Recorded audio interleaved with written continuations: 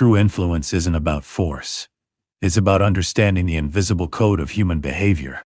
What you are about to explore is not just a list, it is a tactical blueprint of 100 psychological hacks, decoded from neuroscience and behavioral mastery. From the power of silence to the peak end rule, these are the hidden levers used by elite negotiators and leaders to command respect, build trust, and steer any interaction. Welcome to the ultimate guide on social dynamics. Let's unlock the human mind. 85. The collective victory. Focusing on shared wins. Focusing on shared wins is a strategic leadership move that transforms individual achievements into collective momentum. It is the art of shifting the narrative from "I succeeded" to "we succeeded." When people feel that they are an integral part of a victory, they don't just remember the positive result, they remember you as the leader who made them feel included, and made them feel included, valued. This simple but profound shift turns a momentary achievement into lasting loyalty, which is the cornerstone of long-term influence. Psychologically, shared recognition activates the brain's reward centers far more deeply than solitary praise ever could. Humans are inherently social creatures. We have a deep-seated need for belonging and contribution. When a leader says, "We nailed that presentation," instead of, "I nailed that presentation," the subconscious mind of each team member hears, "Your contribution mattered. You belong here." This emotional validation builds trust and morale more effectively than any motivational speech. Great leaders use this principle instinctively.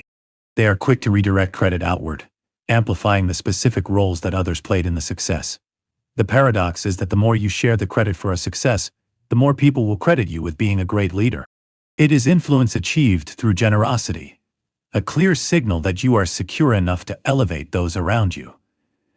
Focusing on shared wins also builds a powerful and collaborative culture. It replaces individual ego with a sense of unity. People will rally around a leader who makes them feel valued, not overshadowed. Every time you choose "we" instead of "I" in a moment of victory, you are planting a seed of connection that will grow into collective confidence and unwavering support. 86. The power of "I don't know." Admitting ignorance quickly.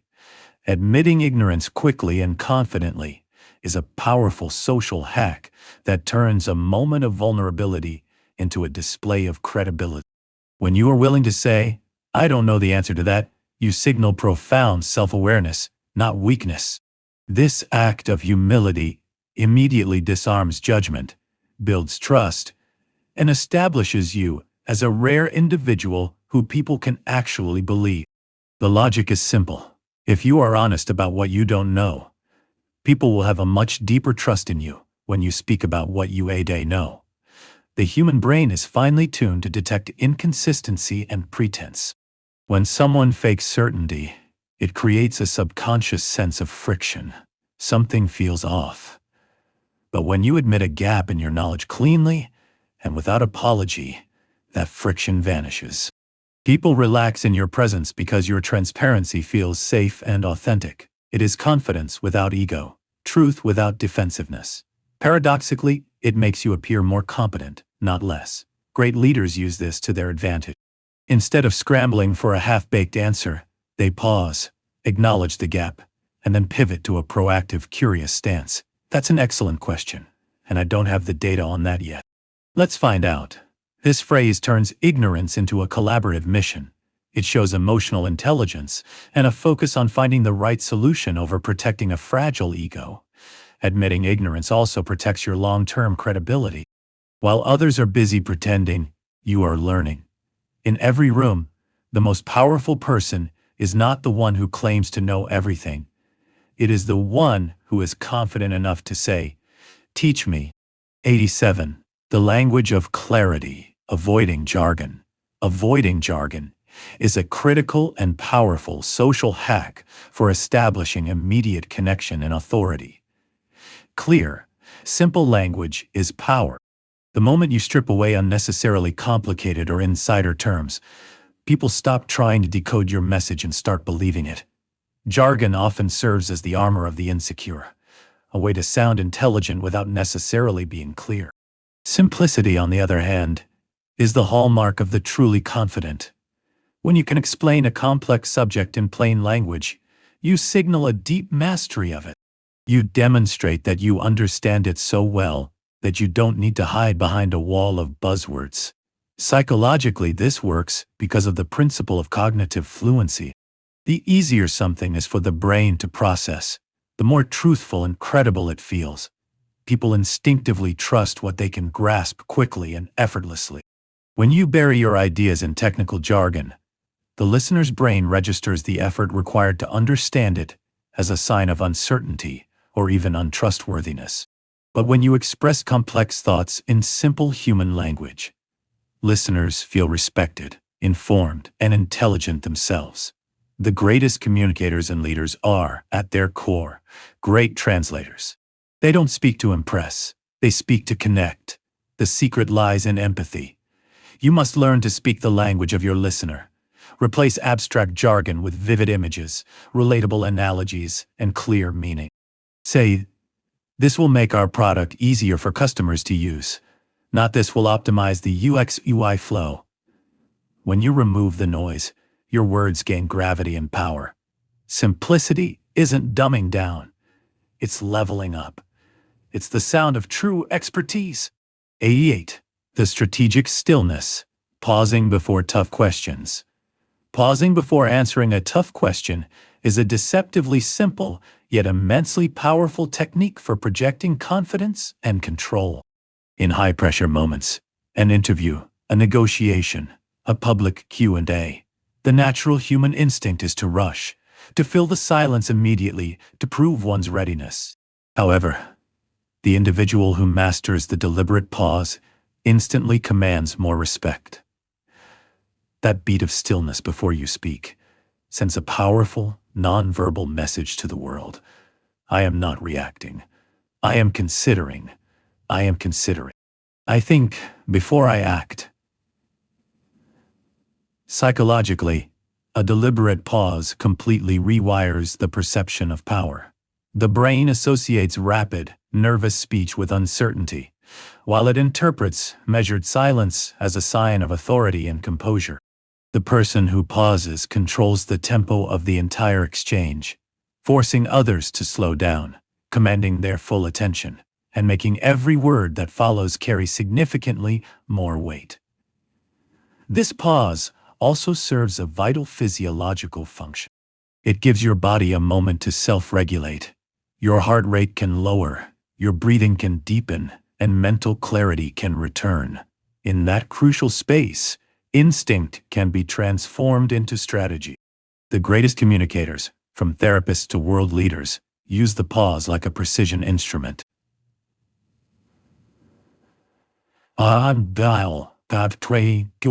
Like a precision instrument. They let the silence hang just long enough to draw out more information from their questioner, or to craft a response that lands with calculated impact instead of panicked imprecision. It is the fundamental difference between reacting and responding. A well-placed pause is not a sign of hesitation. It is dominance in disguise. It demonstrates restraint, intelligence, and unwavering self-command. 89. The energetic echo. Matching energy, not words. Matching a person's energy, not just their words, is a high-level form of emotional intelligence that creates an instant and profound sense of connection. Words carry logic, but energy carries the emotional truth of a situation. People respond far more to how you feel than to what you say. When you can accurately tune into someone's emotional frequency and subtly align your own energy with theirs, not through overt mimicry, but through genuine attunement, you create an unspoken bond of understanding. This is communication that transcends language. Psychologically, this works because of the principle of emotional contagion, which is facilitated by our brain's mirror neurons. When someone's energy feels matched, they subconsciously relax and feel safe. Their brain sends a signal. This person gets me. Whether they are excited, anxious, or calm, Your ability to meet them in their emotional state before attempting to guide it builds trust far more rapidly than any logical argument ever could. You are not forcing a connection. You are harmonizing with the one that already exists. For example, if a person is speaking with passion and excitement, meeting them with a flat, monotone energy will create a jarring dissonance. Instead, you should match their enthusiasm with genuine warmth. If they are quiet and reflective, lowering your own vocal tone and slowing your rhythm will make them feel more comfortable. This isn't about copying their every move. It is about careful calibration. You enter their emotional world first, and only then can you gently lead them into yours. When you master this, conversations stop feeling like a battle of opinions and start flowing like a shared rhythm. 90. The Goodwill Bank. Offering small favors freely. Offering small, thoughtful favors freely is influence disguised as kindness. It is the art of building a deep reservoir of goodwill without ever appearing to keep score. A small, unsolicited favor, a quick introduction, a helpful article, a shared resource, plants a powerful seed of reciprocity. It sends a simple but profound message. I was thinking of you, without demanding anything in return. Over time, these small gestures compound, building a reputation for generosity and thoughtfulness that translates into trust, loyalty, and a quiet, unassailable form of power. The human brain is deeply wired for reciprocity. When someone does something kind for us, especially when it is unexpected, our mind automatically creates a sense of positive indebtedness. This is not a form of manipulation. It is a fundamental aspect of human social nature. The favor becomes a silent bond. People begin to associate your name with positive, helpful energy, and that reputation will spread more effectively than any form of self-promotion. The beauty of this hack lies in its scale. Small favors are low cost for you but can have a high emotional impact on the recipient.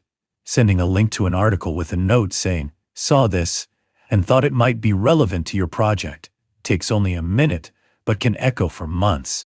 It's these micro moments of proactive thoughtfulness that make others want to root for you, defend your name, and open doors for you without ever being asked.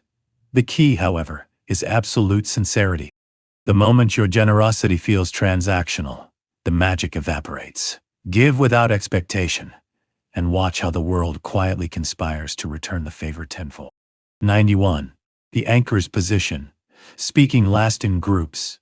Choosing to speak last in a group setting is a powerful and strategic move that demonstrates immense confidence and authority. It is the art of weaponizing patience. While others rush to be the first to voice their opinions, scrambling for airtime, the individual who waits, listens, and observes ultimately controls the conversation. By holding your contribution until the end, you give yourself the unique advantage of absorbing the entire room's dynamics. Its shifting energies, its spoken and unspoken hierarchies, and its hidden agendas. You are not just waiting, you are gathering intelligence. And when you finally do speak, your words land with greater weight and impact, because your deliberate silence has already built a foundation of authority for you. Psychologically, this works because of the power of restraint. Humans instinctively equate composure and patience with confidence. When you don't feel the need to jump into the fray, people assume it's because you don't require their validation. You are already secure. They begin to listen to you differently. Your eventual contribution feels more thoughtful, distilled, and decisive. You are no longer just another voice in the noise. You become the one who synthesizes, clarifies, and resolves. Great leaders and negotiators use this technique instinctively. They allow everyone else to lay their cards on the table first, revealing their biases, their priorities, and their blind spots. Every word spoken before theirs is another piece of information. When they finally speak, they can expertly weave together the strongest threads of the conversation, address the key concerns, and guide the group toward a conclusion. Speaking last isn't about being quiet. It's about being strategic. 92. The unspoken foundation. Keeping your posture grounded. Keeping your posture grounded is a silent but commanding social hack that broadcasts stability and confidence. Long before you utter a single word, your body is communicating for you, and people are listening to it on an instinctive level. A grounded posture, feet firmly planted, shoulders relaxed and balanced, chest open and breathing steady, tells the world, I am stable, I am centered, and I am not easily shaken. It radiates an aura of confidence without aggression, and presence, without performance. In a room filled with nervous energy or tension, the person who stands still and sure-footed instantly becomes the axis around which others unconsciously revolve. Psychologically, your posture not only shapes how others perceive you, but also how you perceive yourself. Scientific studies have shown that adopting a strong, stable posture can actually alter your brain chemistry, increasing testosterone, linked to confidence, and decreasing cortisol, the stress hormone. This creates a positive feedback loop. You feel more powerful, which makes you look more powerful, which in turn reinforces your feeling of power. People can sense this energy. They are naturally inclined to trust those who look anchored, because a grounded posture signals both physical and emotional stability. You become the embodiment of calm in the chaos. The secret lies in achieving a state of relaxed strength, not rigid stiffness. True groundedness feels connected and fluid. Your movements are deliberate, and your gestures are intentional. A grounded posture doesn't just influence how others see you. It fundamentally transforms how you experience the moment. When your body holds its power, your mind follows suit. In any high-stakes situation, this physical stillness becomes your invisible armor. 93. The final note of grace. Ending on gratitude. Ending every interaction on a note of gratitude is a gracefully strategic social hack that leaves a lasting positive emotional imprint. While people may forget the specific words of a conversation, they will never forget how you made them feel at its conclusion. Gratitude has the power to soften endings, cement relationships, and elevate an ordinary exchange into a memorable one. It sends a powerful message. I value this interaction and the time you gave me, not just what I got out of it. Psychologically, a sincere expression of gratitude triggers a surge of dopamine and serotonin in the recipient's brain. These feel-good neurochemicals create feelings of warmth, trust, and a desire for reciprocity.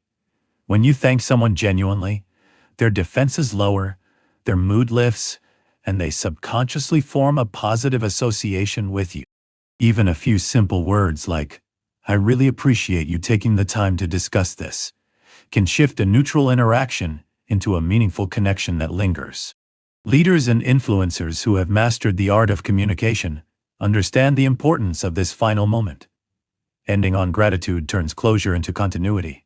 It leaves the door open for future collaboration and goodwill.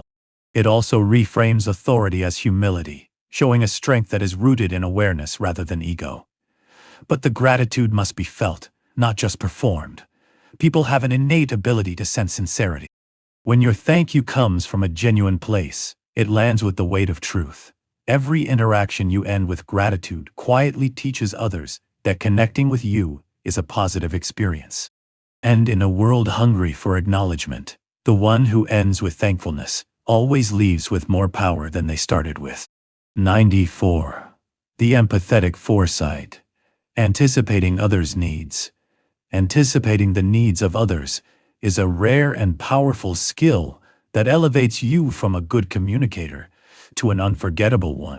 When you can see and address what someone needs before they have to ask for it, you instantly position yourself as exceptionally valuable, trustworthy, and emotionally intelligent.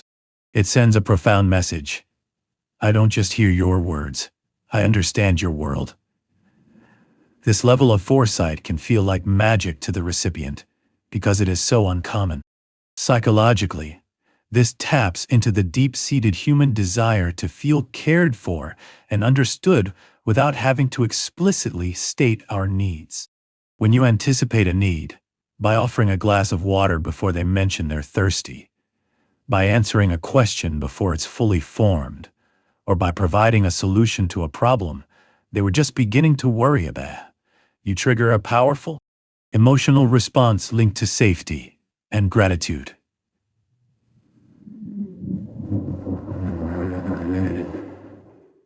Their brain releases oxytocin and dopamine, the same neurochemicals tied to deep affection and trust. You become someone who gets it, and that bond is far stronger than any spoken agreement. The most influential people, great leaders, negotiators, and connectors, use this instinct constantly. They are keen observers of body language, tone, and context, allowing them to spot what is missing or what is about to be needed. It is emotional foresight, turning acute awareness into a strategic advantage. However, this anticipation must be rooted in genuine empathy, not a desire for control. It is not about outsmarting others. It is about understanding them so deeply that you can act in harmony with their unspoken needs. When you do this consistently, you become indispensable. 95. The peak end rule. Hacking emotional memory. Understanding how the human brain encodes memory is one of the most significant advantages you can possess in leadership, sales, and personal relationships. We tend to believe that our memory works like a video camera, recording an experience linearly from start to finish, calculating an average of the entire event. This is a misconception. The brain is actually a cognitive miser. It does not store the film. Instead, it stores a series of snapshots based on the peak end rule.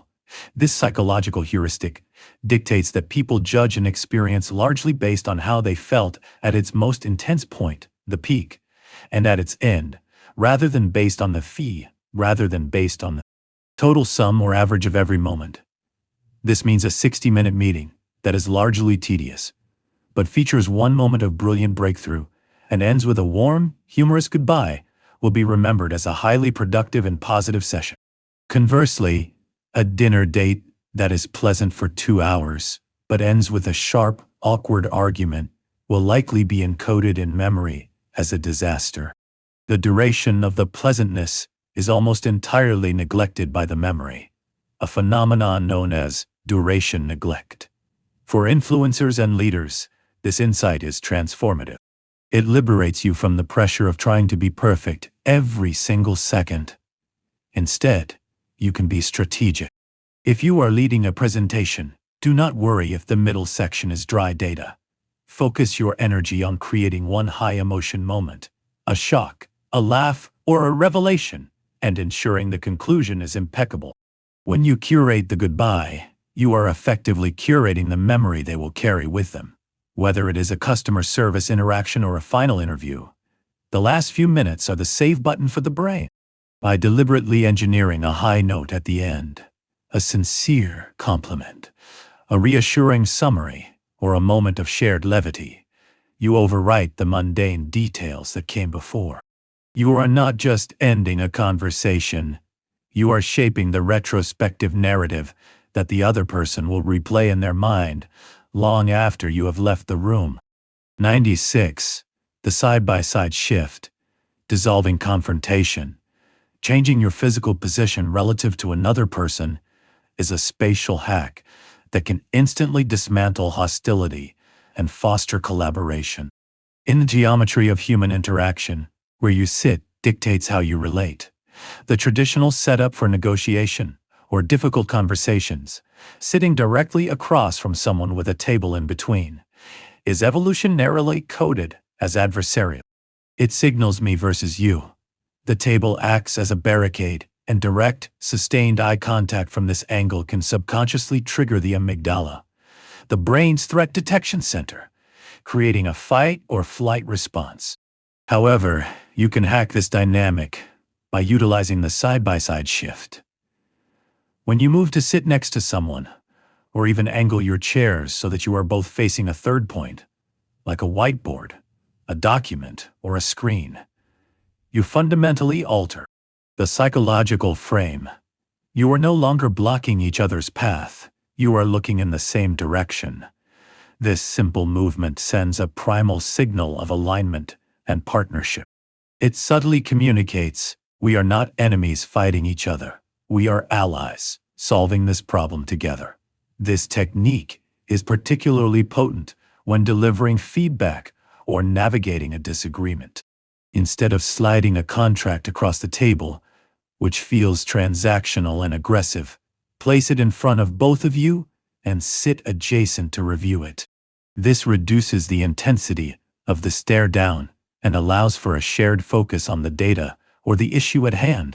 The removal of the physical barrier lowers cortisol levels and encourages the prefrontal cortex, the rational part of the brain, to engage more fully. By shifting your geometry, you shift the energy. You allow the other person to lower their guard because their physical space is no longer being confronted, but rather shared. In any high-stakes interaction, before you change your argument, try changing your seat. You will often find that once you are physically on the same side, it becomes infinitely easier to get on the same page emotionally and intellectually. 97. The Ben Franklin effect. Bonding through favors. Asking for a small favor is a counterintuitive psychological strategy for building rapport and likability.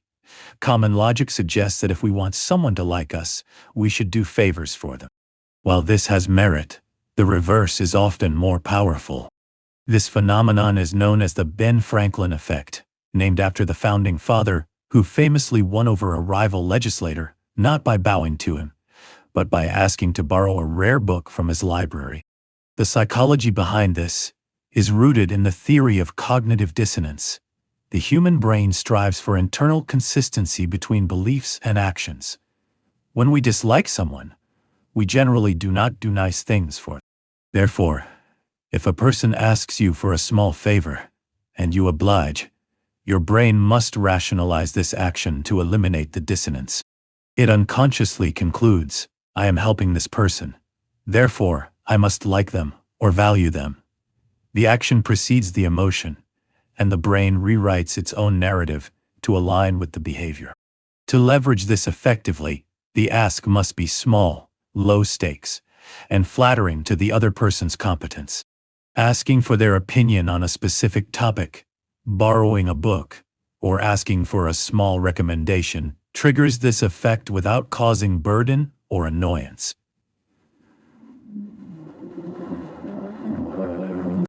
It subtly elevates their status, putting them in the position of the provider or the expert, which feels inherently rewarding to their ego.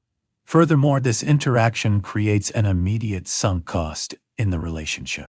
Because they have invested a small amount of effort in you, they are now psychologically primed to view you more favorably to justify that investment. It transforms a neutral or even slightly negative relationship into a tentative alliance. However, authenticity is key. The favor must be genuine, and the gratitude that follows must be sincere.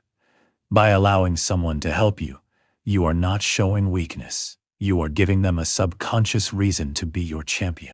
98. The Pygmalion label. Shaping behavior with praise.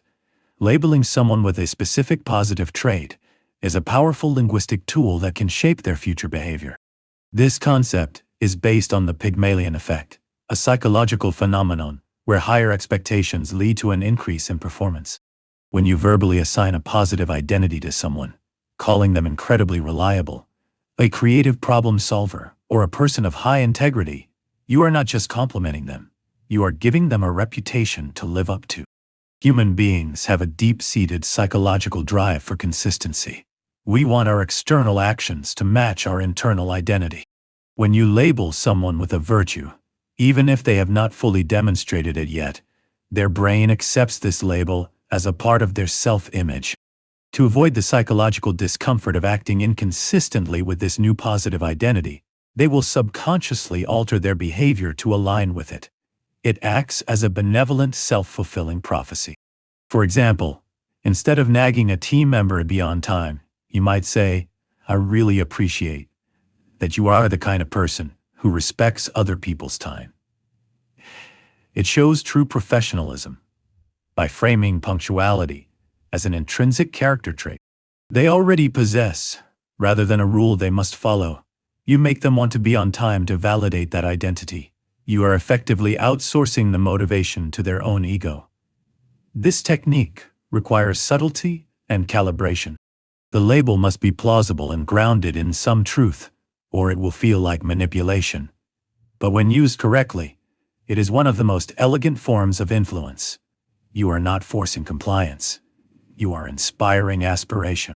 You are holding up a mirror that reflects their best self, and once they see that reflection, they will work remarkably hard to ensure it stays true. 99. The whisper strategy. Commanding attention by lowering your voice. Lowering your voice to a near whisper is a master-level command of auditory dynamics that forces people to listen. In a chaotic or noisy environment, the instinct is often to raise one's voice to compete with the volume of the room. This is a mistake. Shouting signals a loss of control and contributes to the noise. The whisper strategy operates on the principle of contrast and scarcity. When you suddenly drop your volume, you break the pattern of the auditory environment, instantly drawing attention. Psychologically, a whisper signals intimacy, secrecy, and high-value information. We are conditioned to believe that things spoken quietly are important, dangerous, or exclusive. When you lower your voice, you trigger the listener's fear of missing out, FOMO. Their brain registers a change in the pattern and alerts them to pay close attention. Physically, this technique forces a change in the listener's posture. To hear you, they must stop moving, stop rustling papers, and lean in. This physical act of leaning in is not just a body movement. It is a psychological commitment. By closing the physical distance to hear you, they are also closing the emotional distance, signaling engagement and focus. You have effectively forced them to tune out the rest of the world and tune into you. This tool is most effective when used sparingly, at the climax of a story, the delivery of a hard truth, or the revealing of a critical decision. It suggests that you are so confident in the weight of your words that you do not need to broadcast them. You only need to place them in the air. It frames you as the calmest person in the room, and in any hierarchy, the person who holds the most calm holds the most power. 100. The door in the face, conceding to win. Making a large request that you know will be rejected, only to retreat to a smaller, predetermined request, is a negotiation strategy that leverages the human instinct for reciprocity. Known in social psychology as the door in the face technique, this method works because it frames your second request, the one you actually wanted all along, as a concession. When you make an initial substantial request and the other person refuses, they often feel a subtle pang of guilt or social pressure. No one likes to be the person who says no, as it strains the social fabric. When you accept their refusal gracefully and immediately offer a smaller, more reasonable alternative, you are viewed as compromising. The social rule of reciprocity dictates that if I make a concession to you by lowering my demand, you should make a concession to me by accepting the new demand. For instance, if you need a colleague to review a report, a 1-hour task, you might first ask, "Can you help me rewrite this entire section?" A 5-hour task.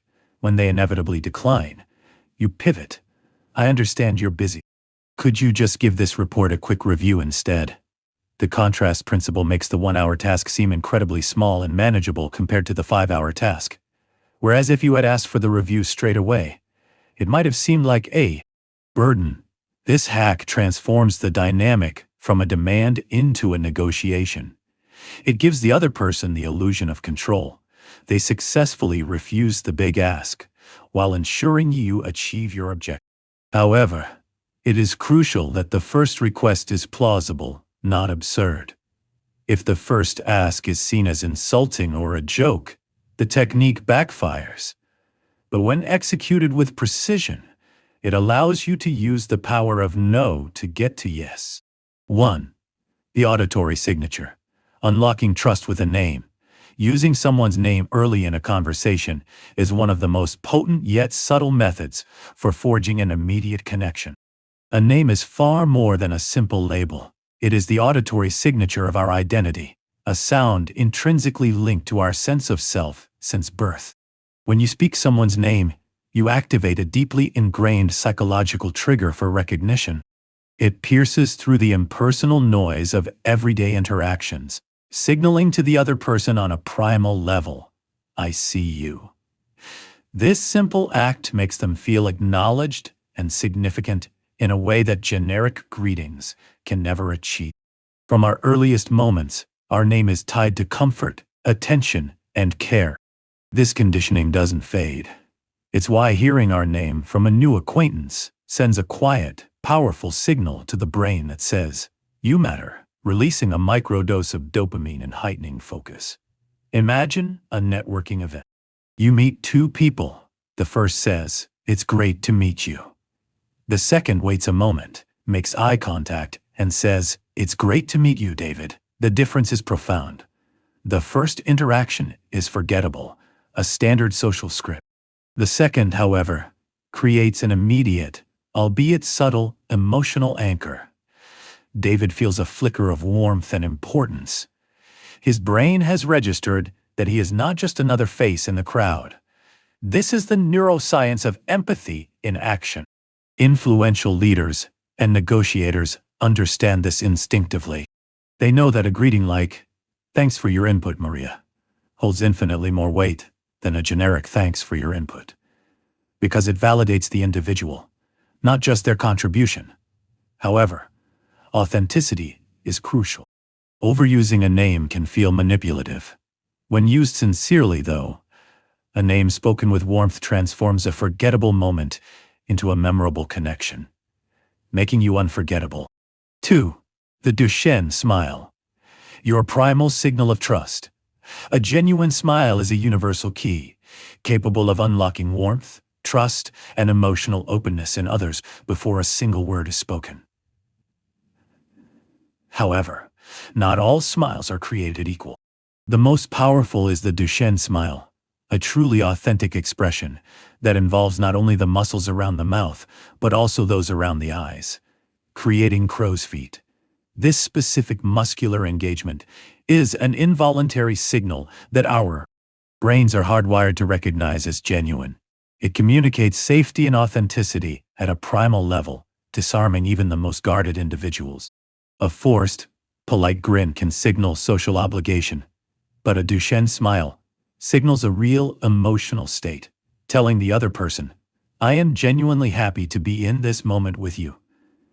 This is a powerful form of nonverbal communication that bypasses conscious thought and speaks directly to our instincts. When someone sees this genuine expression, their mirror neurons fire in response. This neurological process causes them to subconsciously mimic the emotion they're observing, leading to the release of oxytocin and dopamine in their own brain, the very neurochemicals associated with bonding and joy. In essence, a genuine smile is emotionally contagious in the most positive way. In a negotiation or a first meeting, a Duchenne smile can shift the entire dynamic, from adversarial or transactional to collaborative and human. It's not about charm, it's about emotional influence. People instinctively gravitate toward those who make them feel safe and valued, and nothing communicates this more effectively than an honest expression of warmth.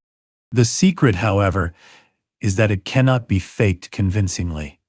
A true Duchenne smile arises from a state of genuine presence, curiosity, or appreciation.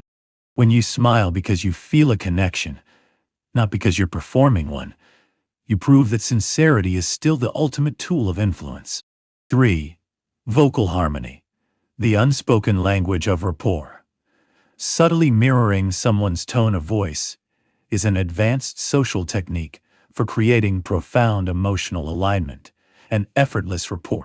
It's the art of reflecting not just what someone says, but how they say it, matching their rhythm, volume, and vocal energy to make them feel deeply and instinctively understood.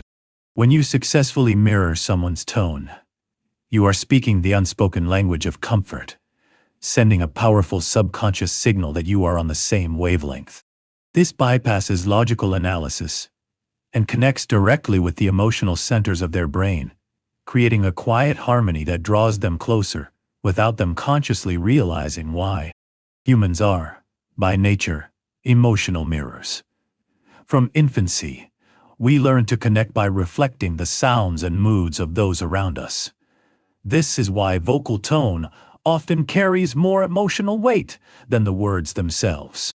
Imagine you're trying to de-escalate a situation with an anxious colleague who is speaking quickly and in a high-pitched tone. Responding in a slow, overly calm voice would create a jarring dissonance.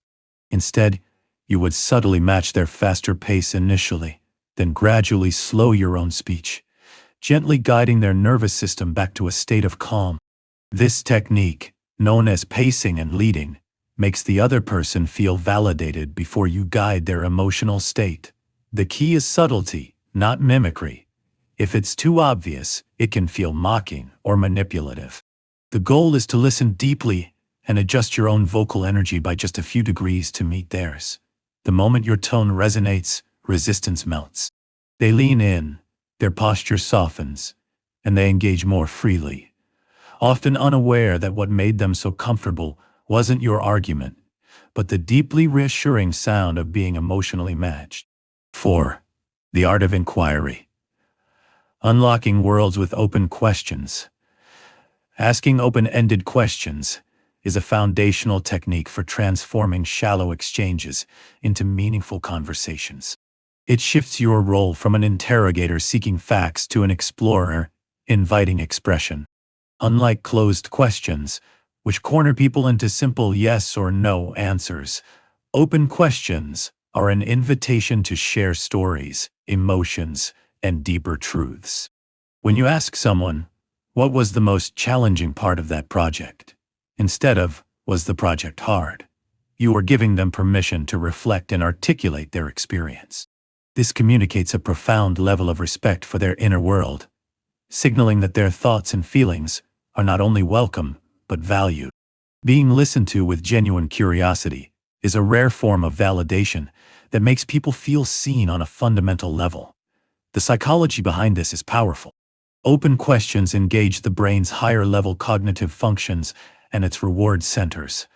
As a person searches for an answer, they are effectively building a narrative, which is an inherently rewarding process that can release dopamine.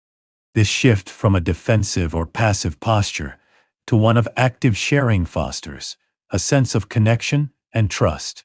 In any context, be it leadership, sales, or personal relationships, the ability to ask insightful open questions turns a simple dialogue into a discovery.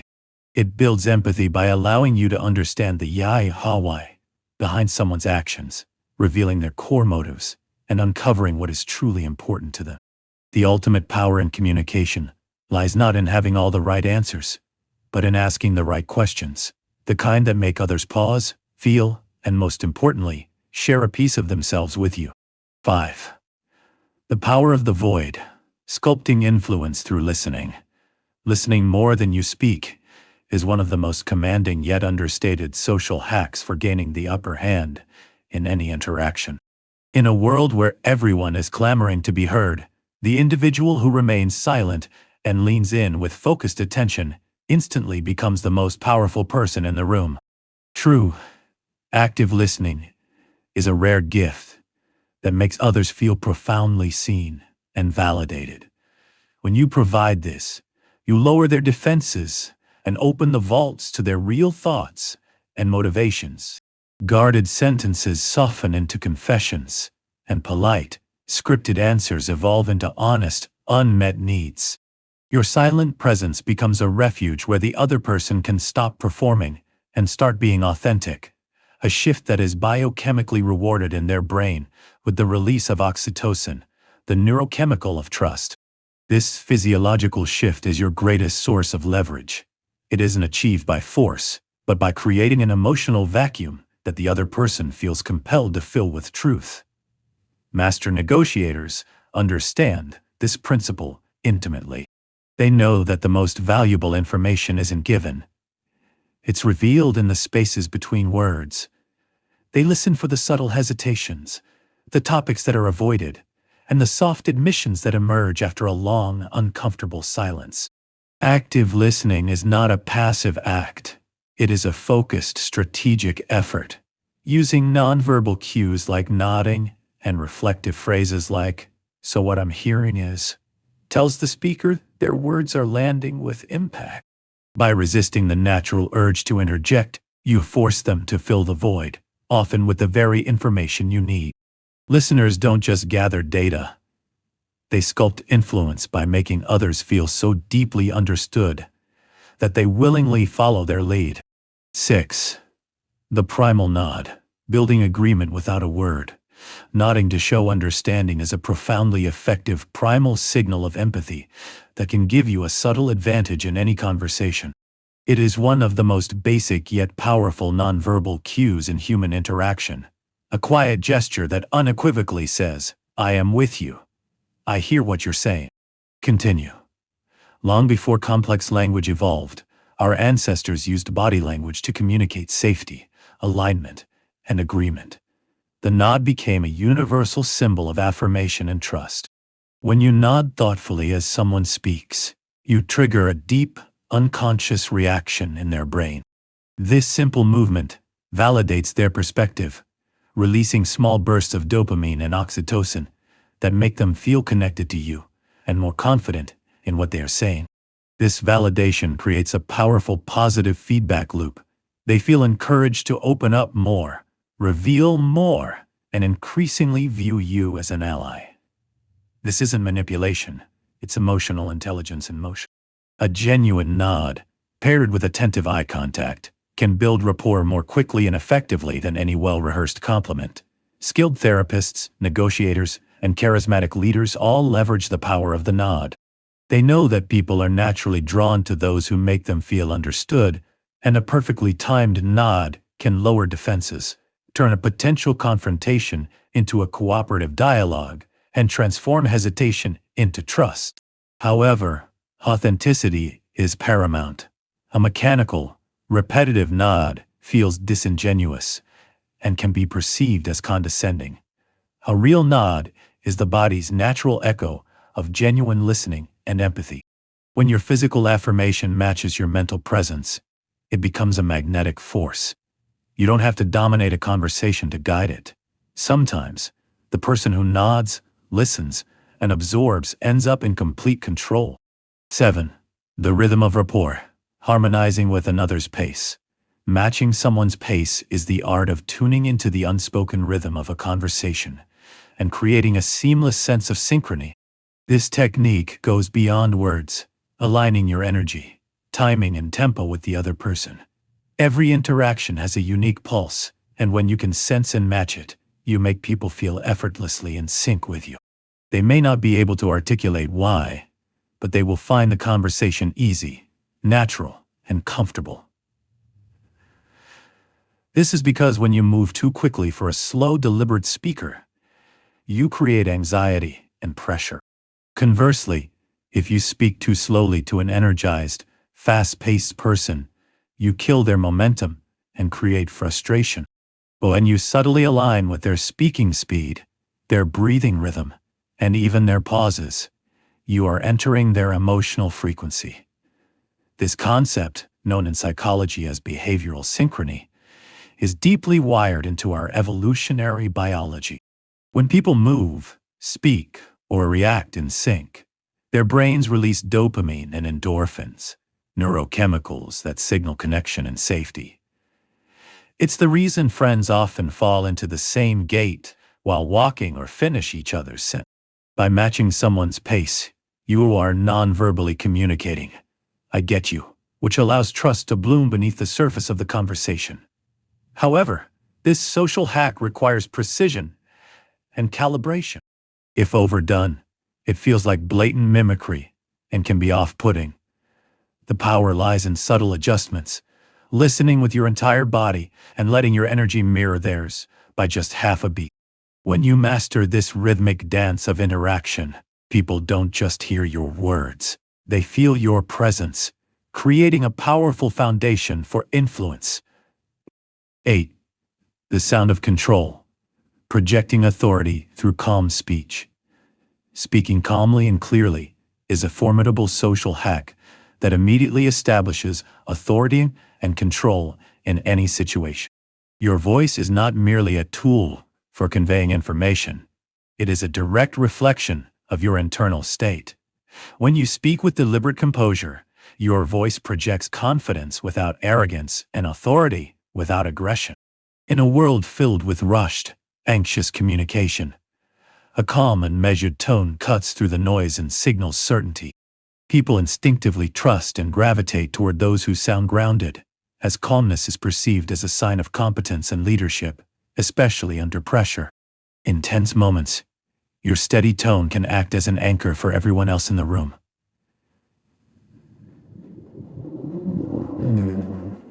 The human brain is wired to sync with the calmest, most regulated nervous system present, unconsciously calibrating to your energy. This is why master negotiators, therapists, and influential leaders all speak with intention, slowly, clearly, and with purposeful pauses.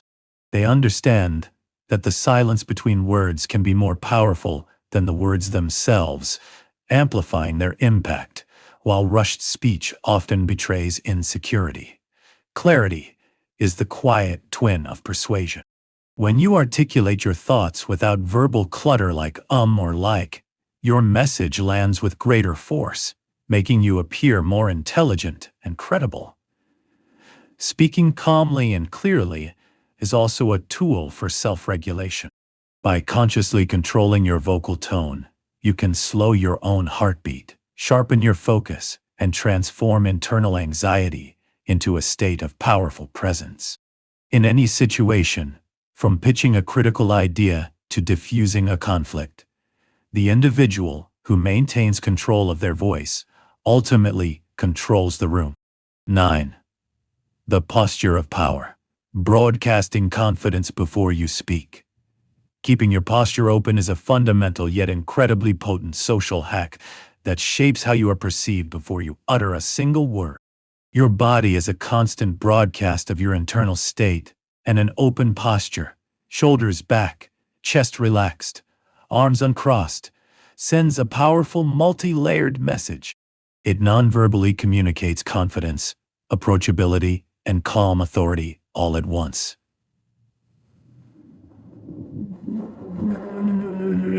On a subconscious level, it tells others, I am safe, I am self-assured, and I am in control of this space.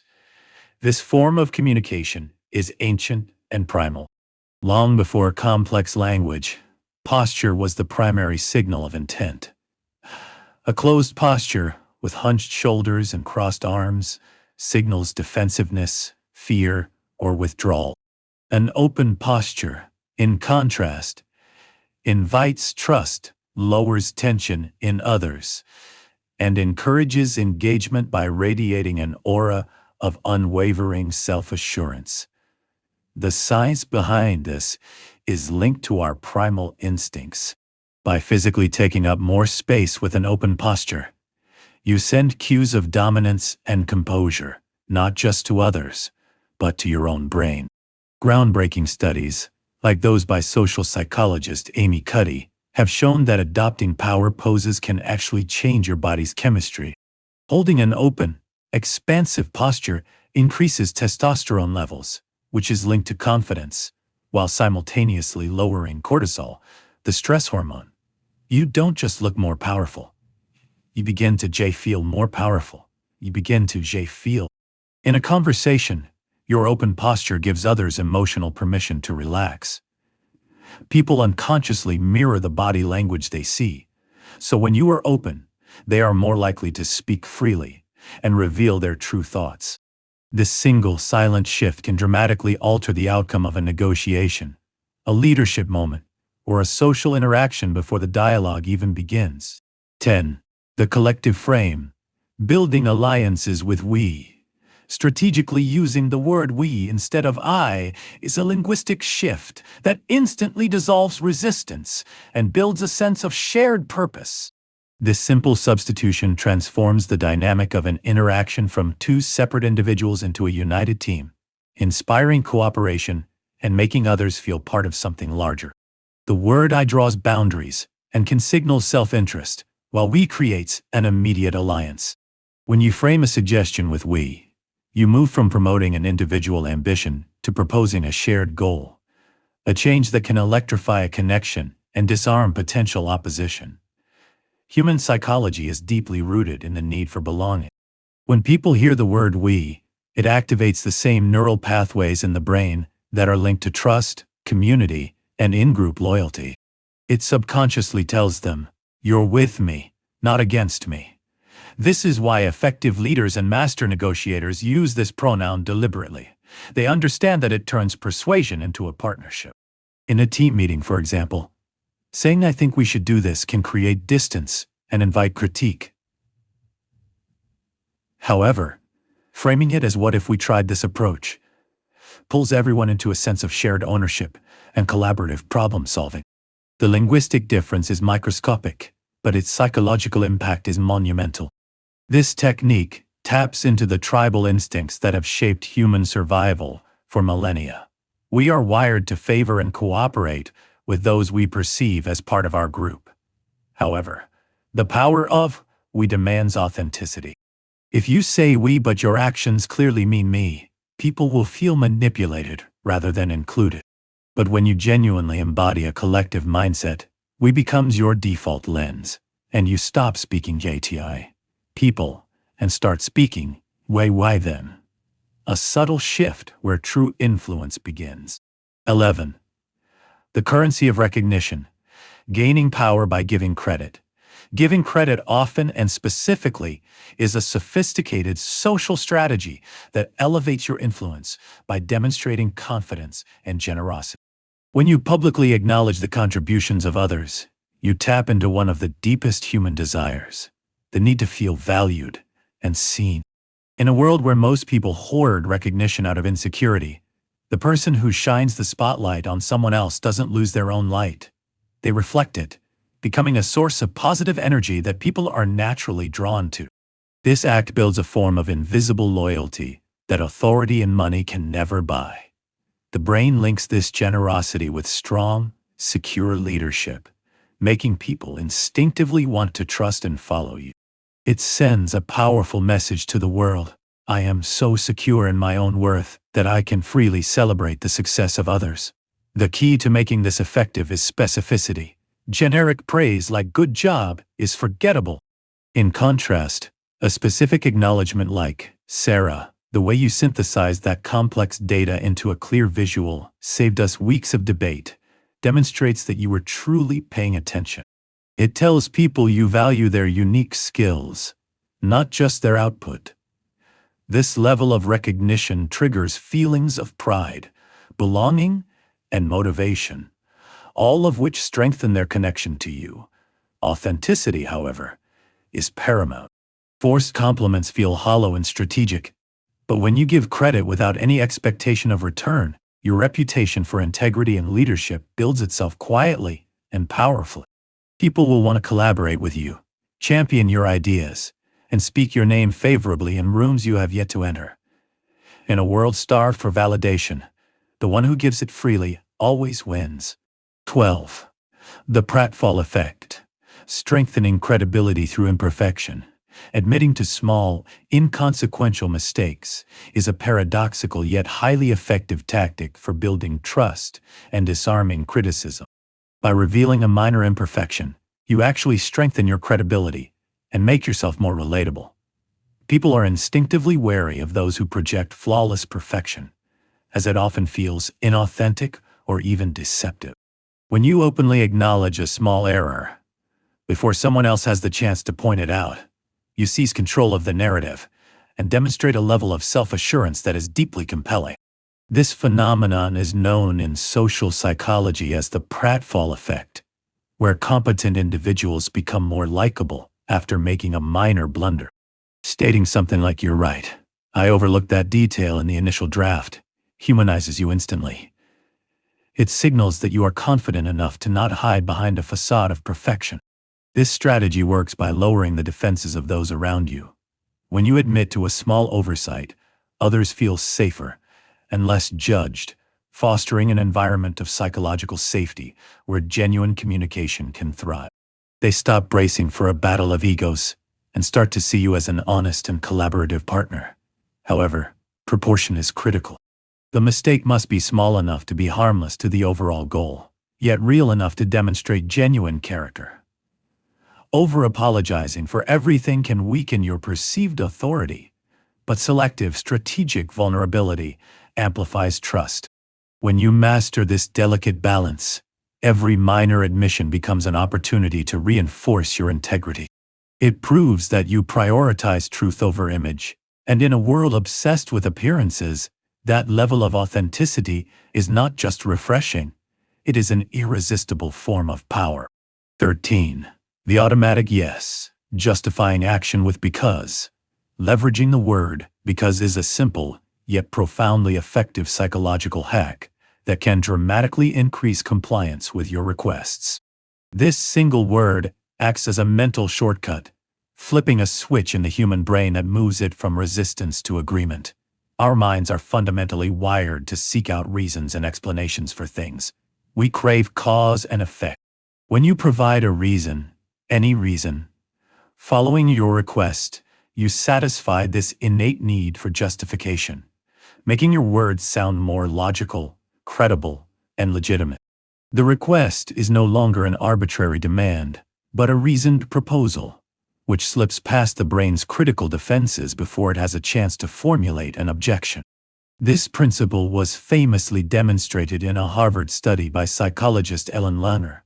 Researchers found that they could cut in line for a copy machine far more successfully simply by adding a reason.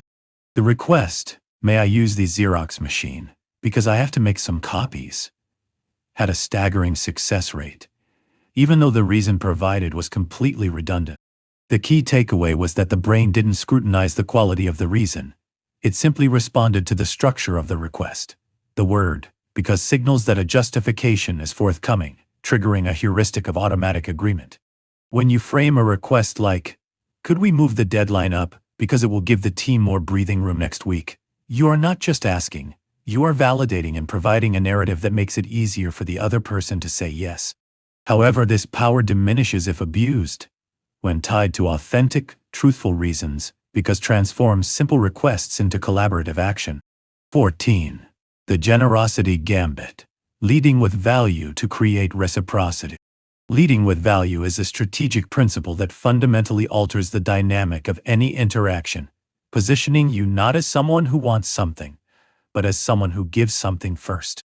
The moment you offer genuine value up front, whether it's a useful insight, a relevant introduction, or a small act of assistance, you instinctively lower the other person's guard. You are no longer perceived as just another demand on their time and attention. Instead, you become an asset, a source of opportunity, and someone worthy of their focus. Human nature is deeply wired for reciprocity. When you provide value without immediate expectation of return, the other person's brain often releases oxytocin, a neurochemical that fosters trust and gratitude. This creates a subtle but powerful emotional debt, compelling them to return the positive energy you have extended. The secret to this approach lies in your intent. True value is not flattery, manipulation, or self-promotion disguised as kindness. It is the authentic act of understanding what another person needs or values, often before they've even articulated it, and offering it freely. For example, before pitching a potential client, you could send them an article about a trend impacting their industry, with a note saying, "Saw this and thought of your team." This simple act demonstrates that you are thinking about their success, not just your own. People who consistently lead with value do not need to chase opportunities. They attract them. Their presence is seen as a net positive, and they build a reputation for being generous and insightful. When people feel they gain something just by being around you, they not only remember you, they gravitate toward you, making influence a natural byproduct of your generosity. 15. The simplicity engine. Making your ask effortless to accept. Making your request simple, clean, and direct is a crucial social hack because complexity is the enemy of action. The human brain is inherently lazy. It is designed to conserve energy, and will resist anything that requires significant cognitive effort, creates confusion, or introduces uncertainty. When your request is convoluted, lengthy, or unclear, you force the other person's mind to work too hard, triggering hesitation and skepticism. However, when your words are precise and your desired outcome is obvious and easy to execute, you bypass this resistance entirely. A simple ask projects confidence and clarity. A simple ask projects confidence and clarity.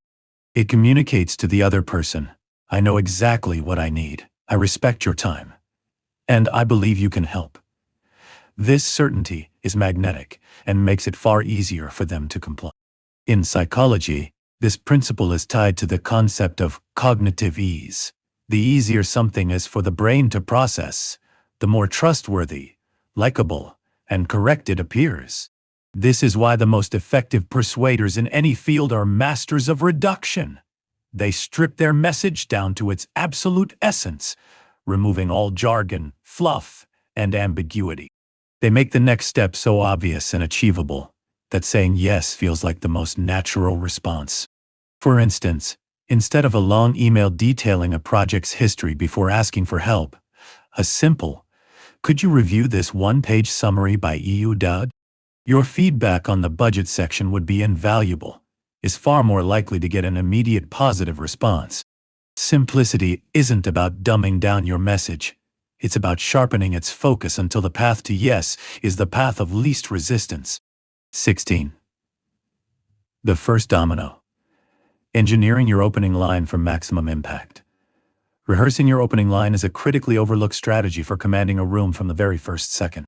The first words you utter do more than just start a conversation. They set the emotional tone and establish your perceived status. In any high-stakes situation, be it a pitch, an interview, or a critical meeting, your opening line is the moment the audience subconsciously decides if you are confident or uncertain, a leader or a follower. By preparing and rehearsing it, you eliminate the hesitation and anxiety that can sabotage a first impression, allowing you to enter the space with controlled, deliberate energy. This is due to a cognitive bias known as the primacy effect, where the brain gives disproportionate weight to information it receives first. Your opening seconds create an emotional anchor that shapes how everything you say afterward is interpreted. When your first words are delivered with smooth, practiced confidence, it has a calming effect on everyone present. They sense your composure, and their own nervous systems begin to mirror your state of regulation. In that instant, you have shifted the power dynamic from one of chance to one of deliberate design. Rehearsal is not about memorizing a rigid script. It is about building muscle memory for confidence. When your mouth already knows what to say, your mind is freed from the grip of anxiety and can focus on presence and connection. This practice, the controlled breath, the precise pause, the grounded tone, tells the world, I am prepared for this moment. Charismatic speakers, from world leaders to renowned performers, never improvise their first impression. They engineer it meticulously, knowing that once the first line lands perfectly, momentum takes over, the room leans in, and the subsequent silence is no longer awkward. It's yours to command. 17. The velocity of value. How quick follow-ups signal dominance. Following up with speed and precision is an underrated power move that communicates intention, reliability, and respect far more effectively than words alone. In a fast-paced world where attention is the most valuable and fleeting commodity, the person who follows up first often wins by default. A swift response after a meeting, an introduction, or a conversation sends a powerful, unspoken message.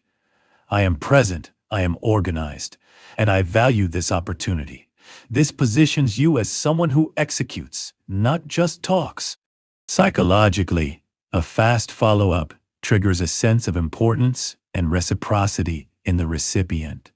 They subconsciously equate your promptness with competence and respect for their time, which immediately builds a foundation of trust. It's not just about being polite. It's about strategically cementing yourself in their mind as someone who gets things done. Delay, on the other hand, breeds doubt and kills momentum. The longer you wait to follow up, the more the emotional resonance of the initial interaction fades. Enthusiasm wanes, priorities shift, and what could have been a decisive yes quietly dissolves into silence. By acting quickly, you reactivate the positive energy, while the memory of your connection is still fresh and potent. It demonstrates that your interest wasn't fleeting, but a genuine investment in the outcome. However, speed must be paired with substance. A quick follow-up should be concise, confident, and clear about the next steps. Something as simple as "great connecting with you earlier." As discussed, I've attached the proposal for your review.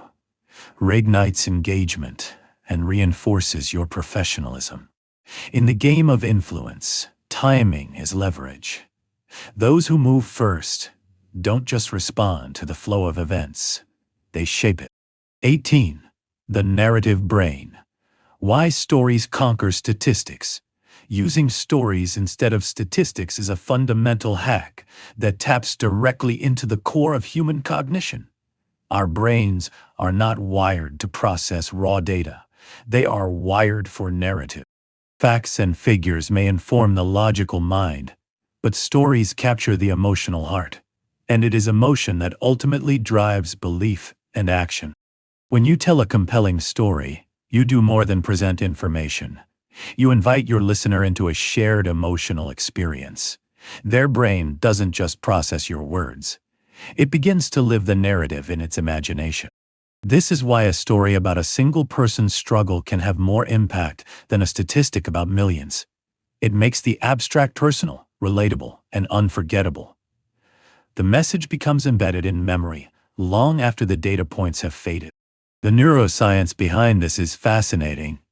When we hear a story, our brains release oxytocin, the neurochemical responsible for empathy and social bonding, making us feel more connected to the storyteller and their message.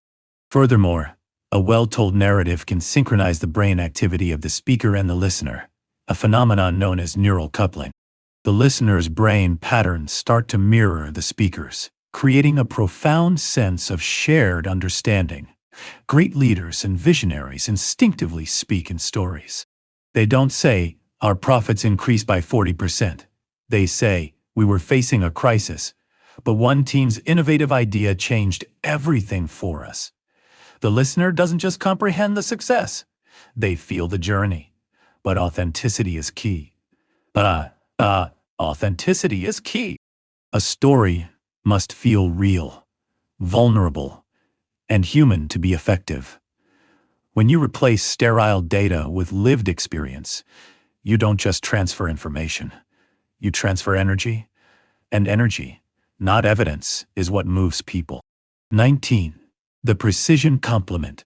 Making recognition unforgettable. Complementing with specificity is a social art form that transforms disposable flattery into earned, memorable validation. A vague compliment like "you're amazing" is pleasant, but lacks weight. A specific one, however, demonstrates genuine observation and lands with the force of truth. When you pinpoint exactly what you admire in someone, their skill, their effort, their unique approach, you ignite a deep emotional response because you are signaling, "I don't just see you, I see what makes you exceptional." This level of precise recognition is magnetic and far more powerful than generic praise. The human brain is wired to crave this kind of detailed validation. A statement like, "The way you remained calm and navigated those tough questions in the meeting was masterful," resonates deeply. It activates the brain's reward centers, releasing dopamine and creating a strong positive association between that feeling of pride and you. This technique transforms compliments from superficial niceties into emotional anchors that strengthen relationships and build loyalty. The key is to develop a keen eye for details that others might overlook. Comment on the process, not just the outcome. Praising someone's thoughtful preparation, their resilient attitude during a setback, or the clarity of their communication shows a level of emotional intelligence that people instinctively trust. It proves that your appreciation is authentic, not strategic. However, this only works if it is genuine. Forced or calculated praise often backfires because it feels manipulative. True compliments require presence and observation. When you master the art of seeing and articulating the specific strengths in others, your words become a rare and valuable currency. People will gravitate toward you because you provide something they secretly crave, to be truly noticed for who they are and the unique value they bring. 20. The gaze of conviction. Mastering steady eye contact. Keeping eye contact steady is a nuanced yet immensely powerful social hack that communicates confidence, honesty, and authority without a single word. Our eyes are the most ancient and direct form of human communication. Through gaze alone, we signal intent, build trust, and establish social hierarchy. When you can hold someone's gaze with calm, unwavering steadiness, you project an aura of self-assurance and presence. It sends a clear subconscious message. I see you, I am fully engaged, and I am not afraid to be seen in return. In that shared moment of connection, your presence becomes undeniable, and your words carry significantly more weight. Psychologically, steady eye contact activates the social bonding centers of the brain, encouraging the release of oxytocin, which heightens feelings of trust and emotional resonance between individuals. However, the secret to effective eye contact lies in a delicate balance. Too little can be interpreted as insecurity, dishonesty, or disinterest. Too much can feel aggressive, predatory, or unnerving. The key is to master a comfortable rhythm, holding the gaze long enough to establish a genuine connection, then briefly breaking it before it becomes an intimidating stare. Think of it as a soft rhythmic dance of connection and pause. When executed correctly, it builds both warmth and power simultaneously. Holding steady eye contact also has a grounding effect on your own nervous system.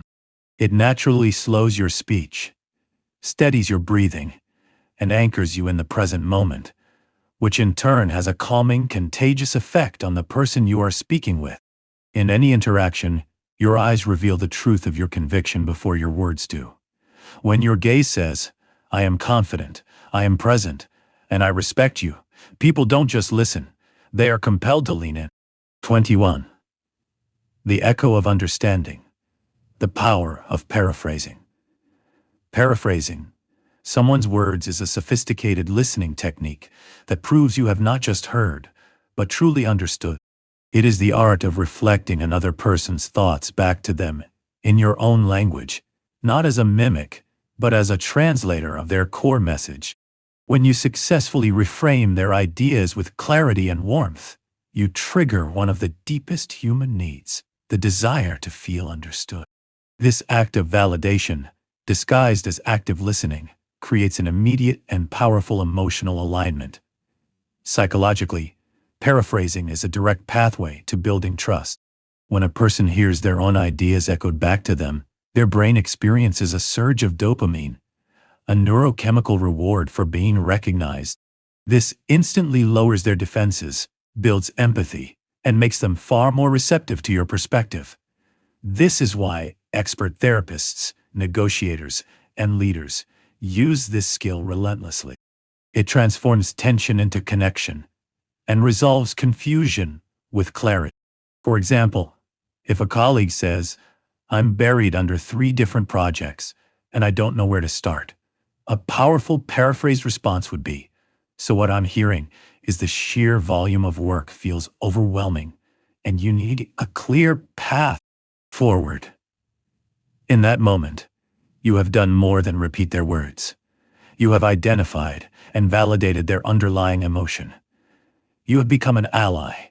The secret is subtlety and sincerity. Your tone should be calm and your intent genuine. When done correctly, paraphrasing feels like empathy in action. It proves you are not just waiting for your turn to speak, but are invested in understanding their world. In a culture where most people only listen to reply, This skill alone makes you unforgettable. 22. The anchor of agreement. Solidifying commitments in writing. Confirming agreements in writing is a quiet yet formidable professional habit that gives you a strategic advantage in any collaboration. It is the move of those who understand that human memory is fallible, intentions can fade, and verbal promises are built on sand. The act of documenting what was agreed upon transforms vague goodwill into a solid, tangible commitment. It removes ambiguity, exposes unspoken assumptions, and gives your shared understanding an anchor in reality. When you follow up a conversation with a concise email summarizing the key points and next steps, you are not showing distrust. You are demonstrating professionalism, clarity, and a commitment to mutual success. This simple action protects both parties from future misunderstandings and misalignments. Psychologically, a written record shifts an interaction from the emotional realm to the logical one. People rarely remember conversations with perfect accuracy. Instead, they remember the feeling of the conversation. This emotional memory can lead to differing recollections later on. A written confirmation. Just to recap our great conversation, we agreed that I will handle X by Tuesday, and you will provide Y by Thursday, creates a single source of truth that both parties can refer to. This prevents the slow erosion of trust that comes from miscommunication. Furthermore, the act of documenting sends a subtle but powerful message about your character. It signals that you are organized, reliable, and serious about execution. In a world of half-remembered promises and casual commitments, the person who provides written clarity doesn't need to argue or scramble. They simply point to the truth, calm and untouchable. 23. The gratitude echo. Reinforcing connection with a second thank you. Saying thank you twice is a nuanced social technique that transforms a polite gesture into a memorable emotional event. The first thank you, delivered in the moment, acknowledges the action. The second, offered later, whether after a pause, in a follow-up message, or the next time you meet, acknowledges the chairperson. This deliberate repetition signals that their contribution was not just a fleeting transaction, but something that stayed with you. It communicates that you didn't just notice what they did. You genuinely valued the effort and the individual behind it. This gratitude echo lodges the positive feeling deep in their emotional memory, where true and lasting connections are forged. It distinguishes you from the crowd as someone who is not just polite, but present and appreciative. Psychologically, gratitude is a powerful catalyst for building trust and reciprocity. A sincere expression of thanks activates the brain's reward circuits, releasing dopamine and oxytocin. While a single thank you is effective, a second one amplifies this effect. It makes the recipient feel remembered and significant, which is a rare and deeply validating experience. This small act can create enormous goodwill. For example, after a colleague helps you with a difficult task, saying thank you is expected. But sending a brief message the next day saying, "I was thinking again about how you helped me yesterday, and I just wanted to say thank you again. It made a huge difference," elevates the entire interaction. Sincerity, however, is non-negotiable. An empty, rehearsed thank you feels like a tactic. But when it comes from a place of genuine appreciation, it makes people see you differently, not just as someone who receives, but as someone who truly values others. 24. The disarming power of levity. Using humor strategically. Using humor lightly and with precision is a delicate art that can dissolve tension, build instant rapport, and signal high emotional intelligence. A well-timed, gentle laugh is a social lubricant that makes people feel safe enough to lower their guards and be more authentic. It doesn't just entertain, it disarms. When used correctly, humor communicates, "I am confident and relaxed enough in this situation that you can be too." The brain is highly receptive to laughter. It releases endorphins, lowers the stress hormone cortisol, and can temporarily suspend critical judgment, making people more open and bonded. This is why we often feel an immediate connection to those who make us smile. It's a form of chemical trust building. The power of humor, however, does not come from telling canned jokes. It comes from timing, empathy, and self-awareness. The goal is not to be a comedian, but to make others feel good in your presence. Light, inclusive, and often self-deprecating humor is highly effective because it pulls people closer without making anyone the butt of the joke. Sarcastic or cutting humor, on the other hand, creates distance and signals insecurity. The secret is restraint. A subtle, shared moment of levity can transform an awkward silence into a bonding experience, or soften an authoritative directive without weakening it.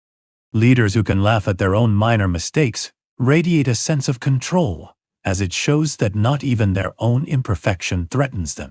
When used wisely, humor is not just a social skill.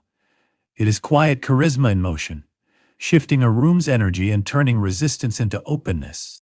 25. The wave of goodwill. Timing your ask for maximum impact. Timing your request to follow a moment of goodwill is a master-level social hack that leverages emotional momentum. Influence is not just about what you ask, but critically, when you ask it. Every human interaction has an invisible emotional ledger, and acts of goodwill, such as giving a sincere compliment, offering help, or sharing a laugh, add to your side of it. When you build up this reserve of positive feeling first, your subsequent request lands not as an imposition, but as a natural and welcome continuation of a positive connection. Psychologically, this approach softens resistance by shifting the other person's brain from a state of critical evaluation to one of open cooperation. When someone feels seen, appreciated, or happy, their defenses are at their lowest and their generosity is at its peak. This is the sweet spot for persuasion, where saying yes feels good rather than pressure. Think of a colleague who first genuinely praises your insight on a project and then asks for your help on a related task. You are far more likely to agree enthusiastically because the goodwill has created an emotional cushion around the ask. It feels like a collaborative effort, not a one-sided demand. The hack is not about using flattery as a setup. It's about authentic timing. You earn the right to ask by genuinely giving first, whether it's value, recognition, or warmth. Then, while that positive emotion is still lingering, you make your request gracefully and simply. When you learn to ride this wave of goodwill, you'll find that compliance doesn't feel like persuasion at all. It feels like a natural extension of a strong connection. And in that moment, people don't just agree with you. They want you to win. 26. The brevity advantage. Commanding respect by valuing time. Keeping meetings short is a powerful demonstration of leadership that commands immediate respect. In a corporate culture, often plagued by long, meandering discussions, the person who can achieve objectives with brevity is seen as confident, decisive, and respectful of others' most valuable asset, their time. A short, focused meeting radiates control. It sends a clear, unspoken message. I know precisely what matters. I have a plan to address it, and I will not waste a second of your energy on anything else. This level of clarity and efficiency is magnetic. Psychologically, people associate brevity with intelligence and competence. The human brain is wired to reward efficiency, so when someone communicates and leads decisively, we perceive them as more capable and trustworthy. Every unnecessary minute spent in a meeting can signal a lack of preparation or an inflated ego. Great leaders understand that the purpose of a meeting is not to talk, but to decide, align, and act. By enforcing a tight agenda and ending early, you sharpen the minds of everyone involved. The pressure of a limited time frame fuels focus, filters out performative chatter, and forces participants to get to the heart of the matter. This also flips the power dynamic. When you consistently end meetings ahead of schedule, you control the tempo, not the clock. People leave feeling energized and productive, associating your presence with momentum rather than monotony. Keeping meetings short isn't about rushing. It's about disciplined intention. You enter with a clear objective, drive the conversation toward a concrete outcome, and end with actionable next steps. In a world addicted to over-talking, The one who can say more with less time doesn't just save the clock, they command the room. 27. The freedom of choice. Making yes more likely by offering an out. Offering an easy out is a counterintuitive, yet profoundly effective persuasion technique that leverages the psychology of autonomy. By explicitly giving someone permission to say no, you paradoxically make them more inclined to say yes. The human mind has an innate resistance to pressure, a concept known as psychological reactance. The moment people feel cornered, trapped, or obligated, their defensive walls shoot up. However, when you create an environment of safety and choice by offering an escape route, using phrases like, "No pressure at all if this doesn't work for you," or "I completely understand if you're too busy," you immediately disarm this defensive instinct. You are transforming your request from a demand into a genuine, respectful invitation, which shifts the power back to them. When people feel they are in control of the decision, their mindset shifts from resistance to consideration. They lean in because they don't feel manipulated. The irony is that the freedom you offer them becomes the very reason they choose to comply. It is persuasion through respect, not through force. The secret to making this work lies in your tone and sincerity. It must be calm, confident, and genuinely unattached to the outcome. You must truly mean that no is an acceptable answer. When the other person feels your authenticity, they are more likely to want to help because the choice feels entirely their own.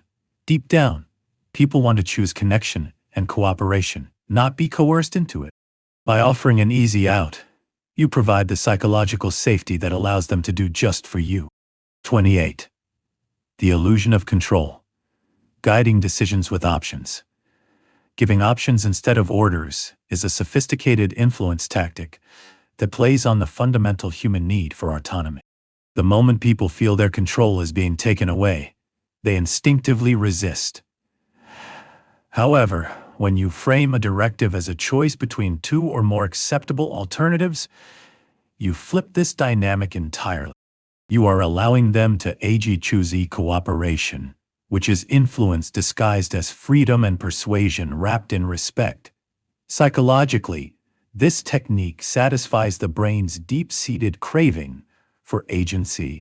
When presented with options, even limited ones like, "Would you prefer to meet in the morning or the afternoon?"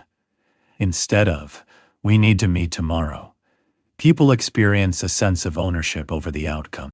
This feeling of control releases dopamine and significantly reduces defensiveness, making them far more likely to agree willingly instead of complying reluctantly. Master persuaders in every field understand this principle. People dislike being told what to do, but they love feeling that a decision was their own idea.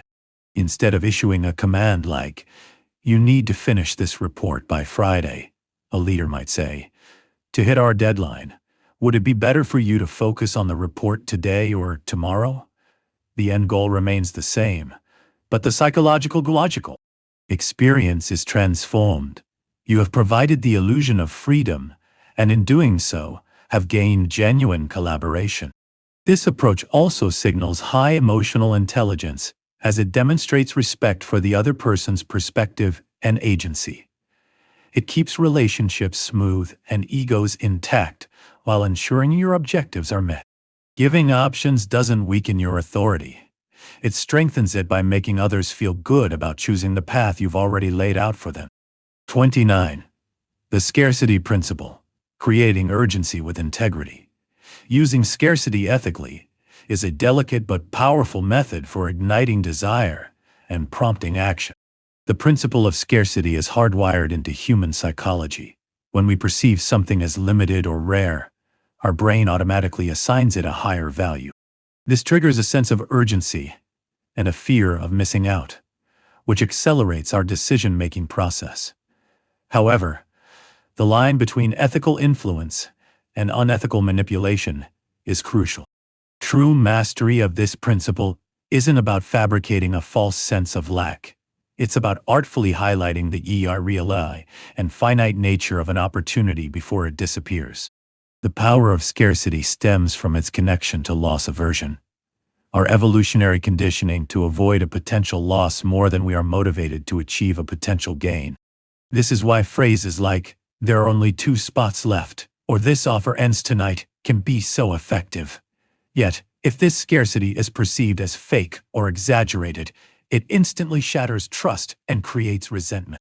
The moment people feel they have been tricked into a corner, the emotional door slams shut. Ethical scarcity, on the other hand, respects the other person's choice. It doesn't pressure, it prioritizes. It communicates. This is a valuable and limited opportunity, and I want to ensure you don't miss out. This sincere tone transforms urgency into helpful motivation. In a business context, it could mean being transparent about limited inventory or a fixed deadline. In a personal context, it might mean valuing your own time and availability, making it clear that your energy is a finite resource. When scarcity reflects reality, it amplifies the perceived value of your offer. The ethical use of this principle isn't about taking advantage. It's about assigning importance. 30. The wisdom seeker. Eliciting investment through advice. Asking for advice instead of help is a subtle linguistic pivot that completely reframes a request, turning a plea for assistance into an act of flattery. When you ask for help, you can inadvertently position yourself as needy or dependent. But when you ask for advice, you elevate the other person, appealing to their wisdom, experience, and ego.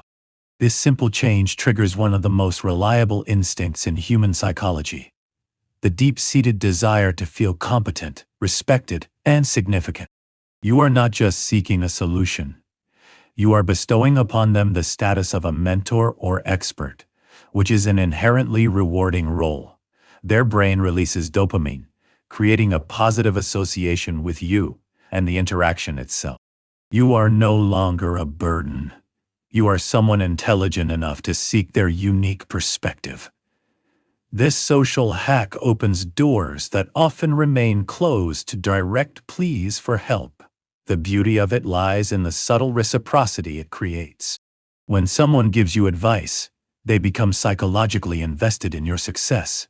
Your progress serves as a validation of their guidance, deepening the bond between you. They begin to see your wins, in part, as their own. This is persuasion through pride. However, the intent must be absolutely genuine. This is not a tactic to disguise laziness as curiosity. When you ask for advice, you must listen actively, consider it thoughtfully, and, where appropriate, act on it and report back on the results. When you demonstrate that you take someone's wisdom seriously, you earn not just their valuable insight, but their enduring loyalty. And that kind of loyalty is a form of influence that can never be bought. 31. The unspoken power. Commanding attention with silence. Using silence to your advantage is a master-level communication technique that unsettles the insecure and empowers the composed. In a world that equates talking with contribution, silence is often mistaken for awkwardness or absence. But for those who understand its power, silence is not emptiness. It is a tool of strategic control. The pause between words is where meaning truly lands, and the stillness you deliberately create is a space that others will feel compelled to fill, often revealing more than they intended. When you hold your silence after making a point or asking a question, you shift the psychological balance of the conversation. The other person's mind begins to race, searching for cues, seeking to explain or justify their position. This quiet pressure can compel them to divulge their true motives, fears, or objections. This is a tactic well understood by expert negotiators, interrogators, and charismatic leaders. Silence is not passive. It is pressure disguised as calm. The human brain abhors a vacuum of uncertainty, and a deliberate silence creates just that. It heightens the focus of everyone in the room and forces them to reflect on what has just been said. When you resist the urge to speak, the words you have already spoken gain immense gravity. Your confidence becomes audible even in its absence. But the power of silence lies in intention, not emptiness. Use it to listen more deeply, to allow emotions to settle, or to give the other person's words room to echo in their own mind. When you learn to hold your tongue not from fear, but from a place of mastery. You discover that silence isn't the absence of communication. It is often its most persuasive form. 32. The unity frame. Persuading through shared purpose. Framing your proposals around shared goals is a refined social hack that shifts a conversation's dynamic from a me versus you contest to an OS together collaboration. People are naturally resistant to being told what to do, but they are eager to join a cause they believe in. When you can skillfully align your message with another person's existing values, needs, or vision, you bypass their defensive walls and awaken a spirit of cooperation. The moment someone feels you are on the same side, fighting for the same outcome, their resistance melts away.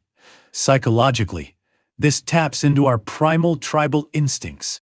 We are hardwired to seek belonging and avoid conflict with those we perceive as part of our in-group.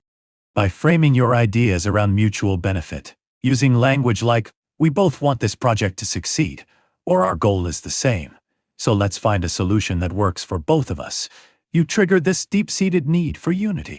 A skilled communicator doesn't argue against an opposing viewpoint. They absorb and reposition it within a larger, shared objective. Instead of saying, "Your approach is wrong," they might say, "That's an interesting perspective."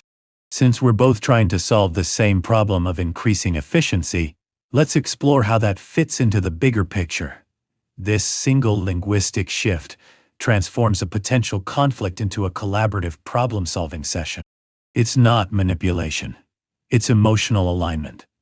It gives the other person something larger than their own ego to agree with, making them feel understood and respected. When people believe you want what they want, they stop fighting you and start working with you. Nothing builds influence faster than turning my win into our win. 33. The ownership question. Shifting perspective with what would you do? Asking the question, "What would you do?" is an understated yet powerful technique for instantly transforming the dynamics of a challenging conversation. It gracefully shifts the interaction from opposition to collaboration by inviting the other person into a position of advisement rather than defense. Instead of asserting your own opinion or solution, you place them in the driver's seat of their own logic. This single phrase has the power to disarm defensiveness, flatter their intelligence, and make them feel deeply respected and trusted.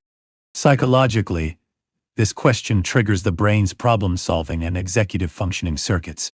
When asked for their perspective in this way, a person's mindset often shifts from an emotional, ego-protective state to a more rational, analytical one. Suddenly, they are no longer defending their position. They are helping you find a solution. This shift from defense to contribution turns tension into teamwork. You have effectively made them a partner in solving the problem, not the obstacle itself. The question also satisfies the profound human craving for significance. By seeking their counsel, you are implicitly communicating, "Your judgment and experience are valuable to me." Even the most ardent skeptics can soften when you ask for their advice instead of pushing your own agenda. The brilliance of this hack lies in its subtlety.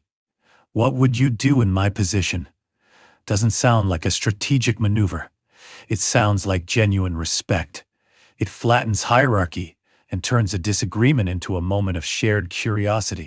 Whether in a negotiation, a leadership dilemma, or a personal conflict, this question gives the other person a sense of ownership over the outcome. And when people feel they have helped build a decision, they are far less likely to resist it. In fact, they will often defend it. 34. The anchor of reality. Grounding your claims with real examples. Using real, tangible examples is a powerful method for grounding your words in truth and bridging the gap between abstract theory and felt reality. An authentic story gives your message a heartbeat, transforming persuasion into proof. While abstract concepts can make the mind wander, a concrete example commands attention and makes your point land with undeniable weight. The human brain is not wired to trust generalities. It is wired to believe what it can visualize and emotionally connect with. When you describe something that actually happened, you activate the listener's mirror neurons, allowing them to experience the scenario vicariously. They don't have to imagine your point. They can see it, feel it, and understand its implications on a visceral level. This is why a single verifiable story often carries more persuasive power than a mountain of statistics. Great leaders, speakers, and persuaders use this technique instinctively. They don't just say, "Our new policy will improve morale." They tell the story of a specific employee, Maria, who was struggling with burnout, but is now thriving because of the change.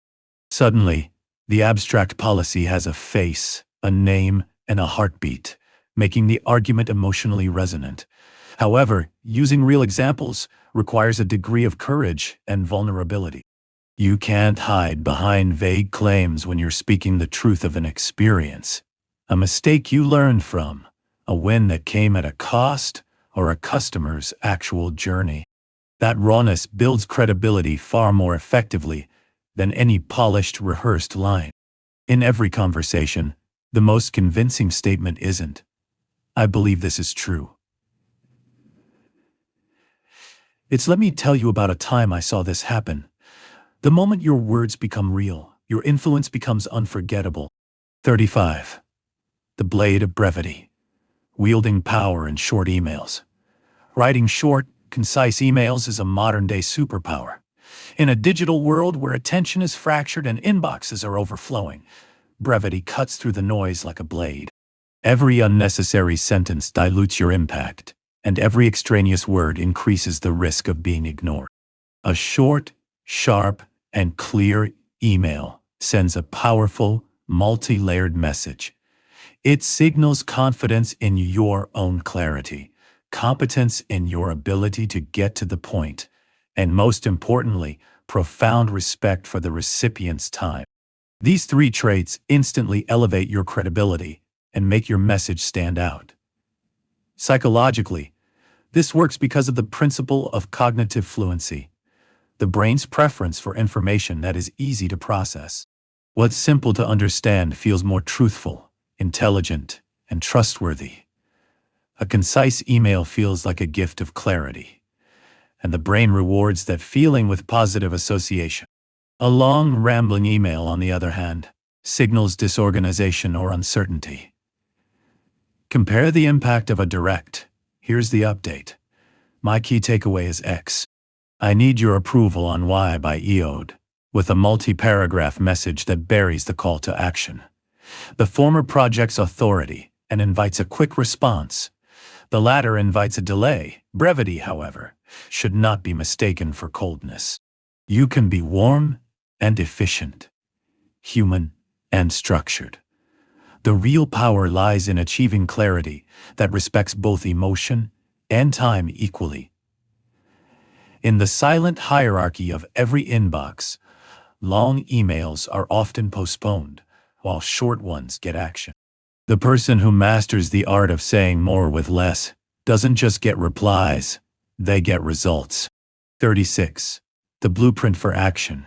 Seizing control by clarifying next steps. Clarifying the next steps at the end of any interaction is a quiet but immensely strategic move that transforms ambiguous goodwill into concrete action. After a conversation, meeting, or agreement, the greatest threat to progress is uncertainty. People often leave feeling positive and aligned, but without a clear blueprint for what happens next, that momentum quickly dissipates into inaction. When you are the one to clearly define who will do what and by when, you seize control of the narrative. You are not just a participant, you are the architect of the path forward. This act of providing clarity is a powerful display of leadership, and the person who brings it naturally earns authority. Psychologically, a clear direction has a calming effect on the human brain. Ambiguity creates anxiety, and an anxious mind tends to procrastinate or stall. When you articulate the next steps with precision, "Great, so I will send the draft proposal by end of day, and you will provide feedback by Thursday morning," you provide structure, certainty, and confidence. The other person feels a sense of relief because they know exactly what to expect from you and what is expected of them. This isn't about being controlling, It's leadership disguised as organization. The best communicators never leave a room or end a call without ensuring there is a mutual understanding of the immediate future. In doing so, they establish their competence and reliability. It prevents the slow decay of trust that arises from miscommunication and keeps everyone aligned. In a world full of talkers, the person who consistently clarifies the next steps becomes the one others depend on. And that dependence, when handled with integrity, is the foundation of lasting influence. 37. The bedrock of trust, the silent power of consistency. Staying consistent is one of the most demanding yet powerful ways to build unshakable influence. Consistency is silent authority. It doesn't need to announce itself because it earns its reputation over time. Every time you show up with the same integrity, deliver on your promises, and maintain a steady emotional tone, you are training the world on how to perceive you. You are building a predictable pattern of reliability that becomes the bedrock of trust. In a culture that rewards fleeting impressions and is rife with emotional volatility, the consistent individual stands out as a pillar of stability. You send a clear, powerful message. My character does not shift with the circumstances. You can count on me. Psychologically, consistency is deeply reassuring. The human brain craves predictability because it equates it with safety. When your words and actions align repeatedly over time, people stop questioning your motives and start investing their trust in you. They lower their guard, lean into your guidance, and follow your lead with less hesitation. This is why the most persuasive and respected individuals are not always the most charismatic or flamboyant. They are the ones who never contradict their own established character. Consistency builds authority by creating a reliable narrative. Every kept promise and every steady response strengthens the invisible thread of your credibility. However, consistency is not rigidity. It means being reliable in your core principles, not inflexible in your methods. People will forgive an honest mistake, but they will not forgive unpredictability. When you are consistent, you stop needing to constantly prove your worth. Your reputation precedes you, doing the work for you. Authenticity is the currency that never loses its value, and consistency is its ultimate proof. 38. The time anchor, creating urgency with smart deadlines. Using deadlines smartly is a psychological tactic that transforms passive hesitation into decisive action. A deadline is more than just a time limit. It is a trigger that creates a sense of urgency and focus. When used with precision, a deadline doesn't feel like pressure. It feels like clarity. It gives the human mind, which naturally abhors open, unresolved loops, a clear reason to act enough rather than an undefined later. This turns a vague intention into a concrete priority. Human behavior is strongly influenced by the principles of scarcity and closure.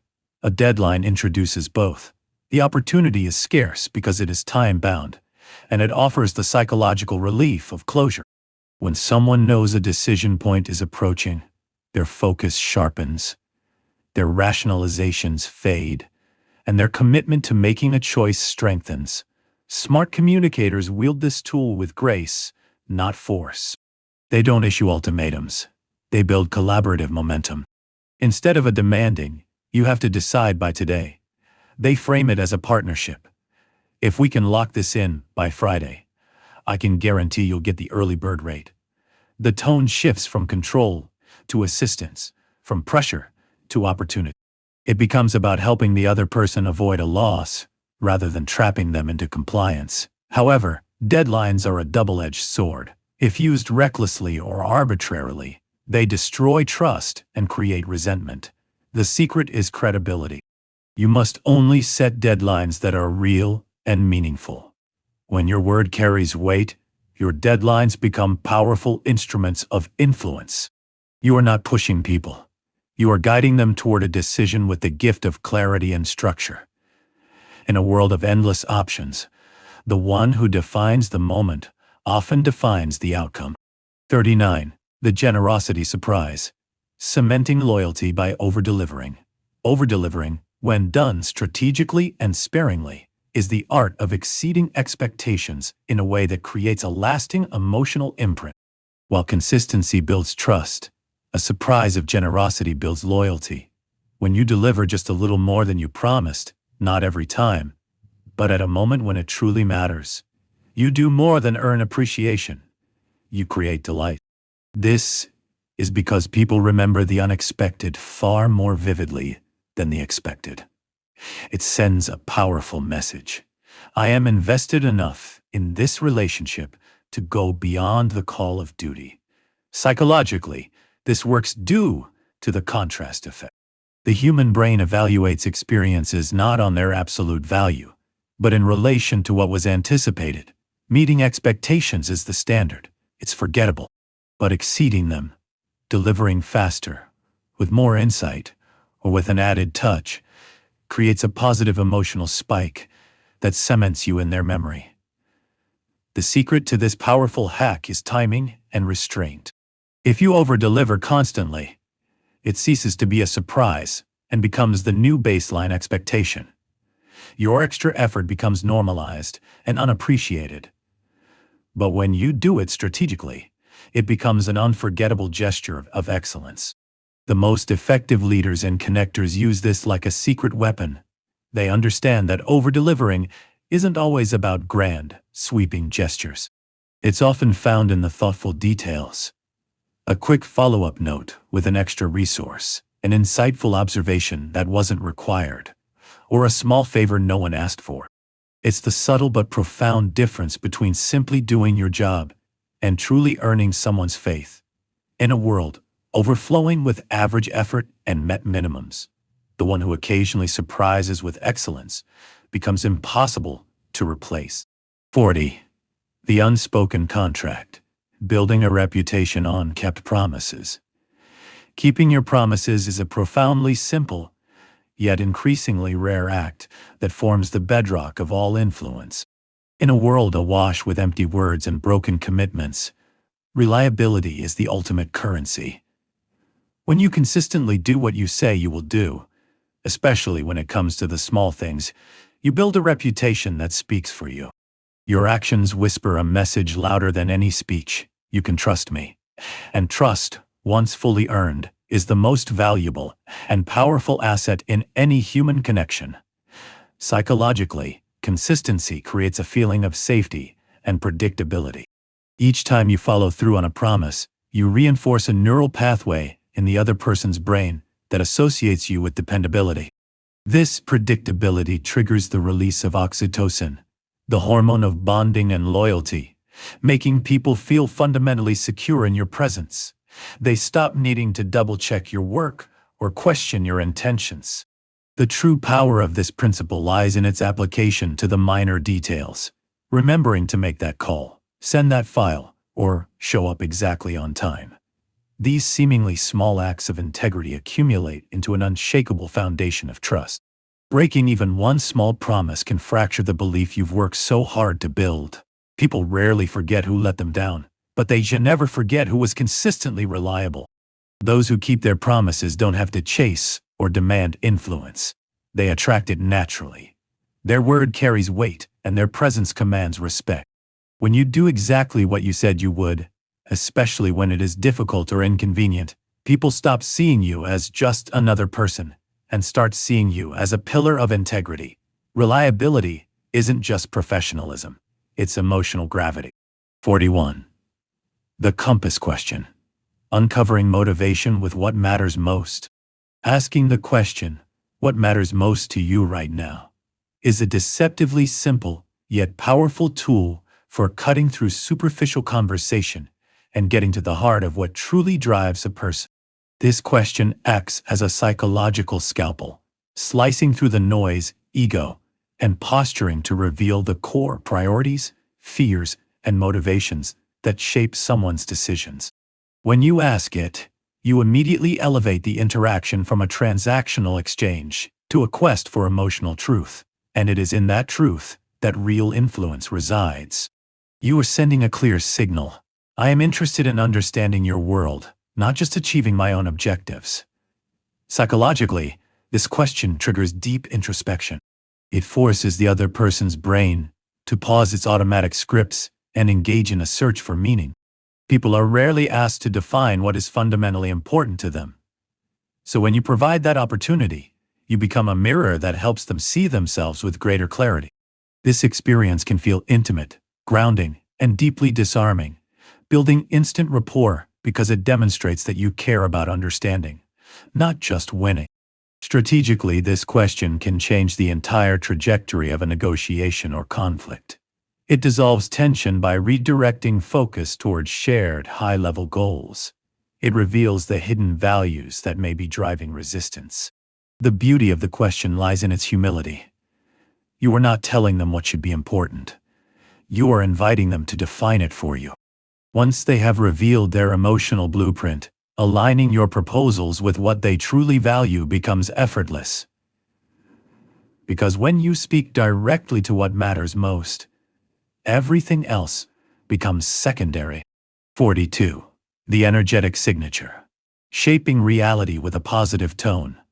Keeping your tone positive is a fundamental social hack that shapes how people emotionally experience your words, regardless of the content. Your tone is the invisible signature behind your message, and it often has a greater impact than the words themselves. You can deliver critical feedback, negotiate a tough point, or even share bad news. But if your tone radiates warmth, composure, and optimism, you can disarm defensiveness and build a bridge of trust. Positivity in this context is not about forced cheerfulness. It is about maintaining an emotional steadiness that makes others feel psychologically safe in your presence. Humans are wired for emotional contagion. We instinctively mirror the energy we receive. When your tone is calm, encouraging, and confident, you help regulate the emotional state of those listening. Their brains respond by releasing oxytocin and serotonin, the neurochemicals of comfort and connection. This is why people are naturally drawn to positive communicators. They make others feel capable, not criticized, and seen, not dismissed. In any leadership or persuasion scenario, your tone defines the perception of your intent. A firm message delivered with a positive, solution-oriented tone inspires respect and action. The exact same message delivered with an edge of frustration or negativity will breed resistance. The brain does not separate tone from intent. It hears how you say something and assumes that is why you said it. The key is authenticity. Positivity isn't about pretending problems don't exist. It's about choosing grace and forward-looking energy in the face of them. When your tone remains positive, people stop bracing for a fight and start leaning in to collaborate. 43. The audible smile. Projecting warmth through your voice. Smiling while you speak is a subtle but powerful technique that infuses your voice with warmth and positivity, even when your smile isn't visible. People don't just see a smile, they can actually hear it. The physical act of smiling changes the shape of your mouth and vocal cords, which in turn alters the resonance and pitch of your voice, making it sound brighter, more engaging, and more approachable. Whether you are on a phone call, in a virtual meeting, or speaking to a live audience, a genuine smile can transform your words into an instrument of connection. It sends an unspoken message to the listener. I am friendly. I am safe, and you can relax with me. This nonverbal cue can instantly cut through formality and build rapport. Psychologically, this works because of emotional contagion. Even over the phone, the warmth in your voice can subconsciously trigger a positive emotional response in the other person. Their brain's mirror neurons can be activated by your auditory cues, leading to the release of dopamine and serotonin, making them feel good without knowing exactly why. They begin to associate that positive feeling with you, which is the foundation of trust and likability. This technique also has a profound effect on your own delivery. Smiling naturally adds a lift and melodic quality to your voice, which makes you sound more confident and persuasive. The secret is not to force a fake grin, but to genuinely access a positive emotional state before you speak. Think of something or someone that makes you happy, and speak from that place. When you learn to smile not just with your mouth but with your voice, you stop speaking merely to be heard and start speaking to be felt. 44. The power of the period. Defining yourself in one sentence. Keeping your personal or professional bio concise is an underappreciated power move in a world of information overload. Your introduction is the verbal handshake that occurs before any real conversation begins. And in those first few seconds, people decide whether to lean in or tune out. A long, cluttered bio drowns your essence in noise, signaling a lack of focus. A sharp, concise one, however, cuts through the static like a beacon of clarity. When you can define who you are and what you do in a few powerful words, you project confidence, direction, and authority. Psychologically, brevity is interpreted as mastery. The brain equates simplicity and clarity with intelligence. An individual who can articulate their value without rambling or over-explaining is perceived as having a deeper understanding of their subject. A short bio doesn't diminish you. It makes you memorable. It demonstrates a respect for the other person's time and attention. People remember clarity, not a chronological list of achievements. Furthermore, a concise introduction leaves room for curiosity. Instead of giving away your entire story at once, you provide a compelling headline that invites questions and engagement. The intrigue is born in what is left unsaid. Crafting a tight bio is an exercise in discipline. It forces you to strip away ego and filler until only the most potent truth remains. When you can introduce yourself with precision, I help brands sound more human, or I turn chaotic data into clear decisions. You anchor their perception of you instantly. In a world where everyone is shouting for attention, the person who speaks with quiet clarity commands the room. 45. The magnetic mindset. Lead with curiosity. Staying genuinely curious is a magnetic social hack that signals openness, intelligence, and humility all at once. When you approach interactions with a sense of wonder rather than judgment, you disarm people on a fundamental level. Curiosity transforms strangers into teachers, potential conflicts into learning opportunities, and mundane conversations into voyages of discovery. It's not merely a mindset. It's a strategic approach to connection that makes you unforgettable. Psychologically, curiosity is a powerful tool for building trust. When someone senses that your interest in them is authentic, their brain releases oxytocin, the neurochemical of bonding, and the defensive walls that guard their true thoughts and feelings begin to crumble. They start to share more freely, revealing layers of themselves that most people never get to see.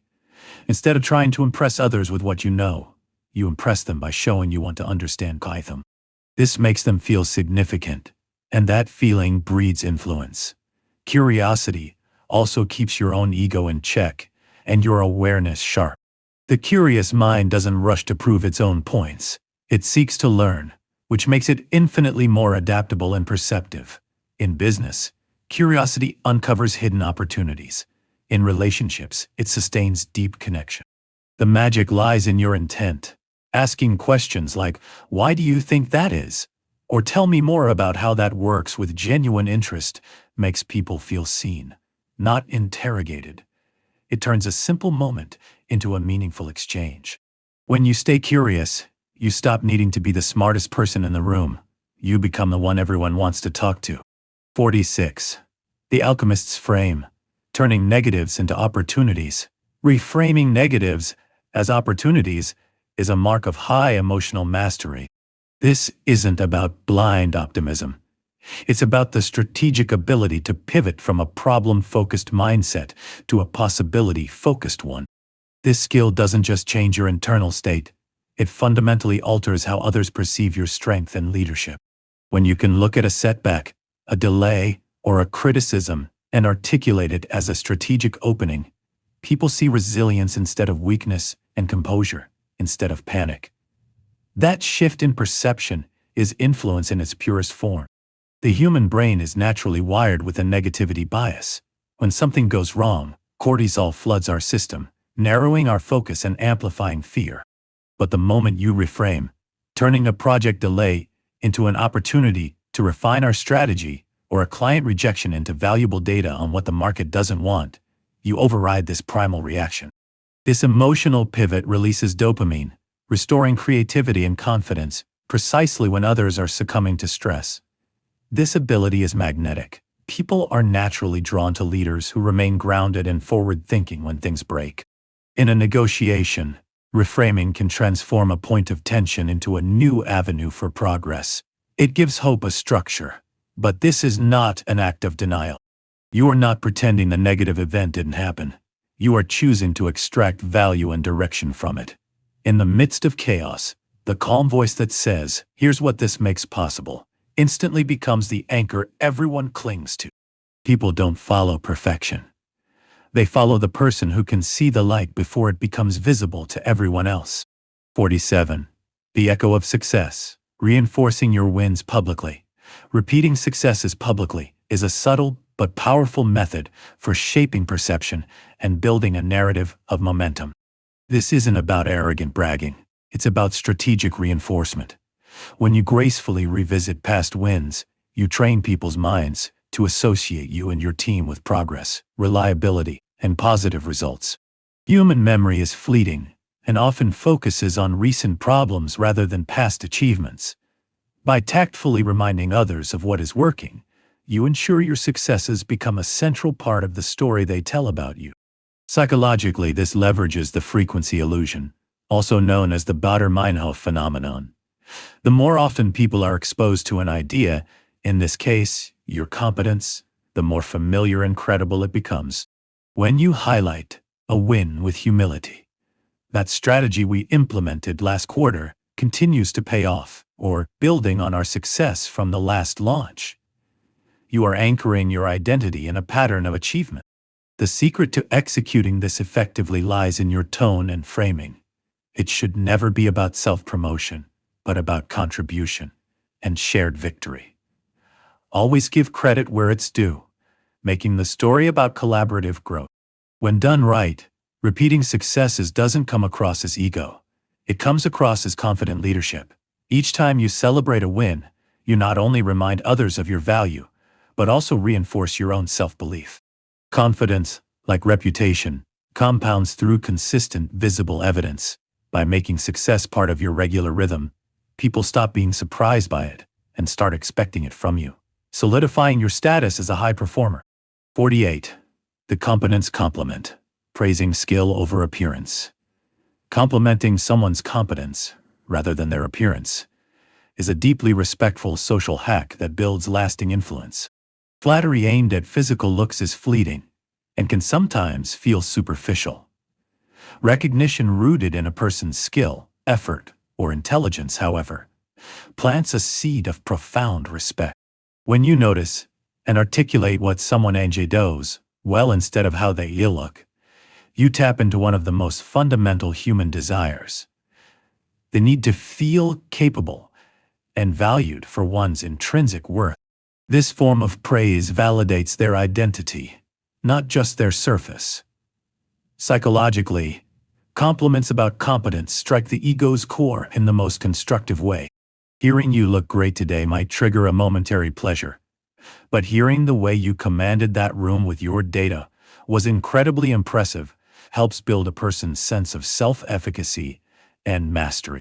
This type of acknowledgement sparks a dopamine release in the brain that reinforces pride and motivation, making people want to continue performing at their best, especially in your presence.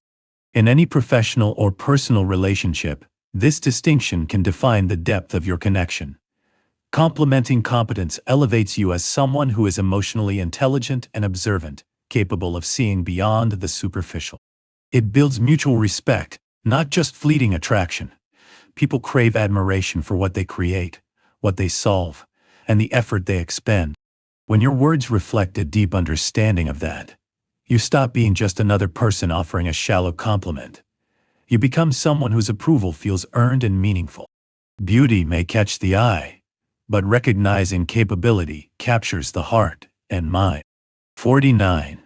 The network catalyst. Offering useful introductions.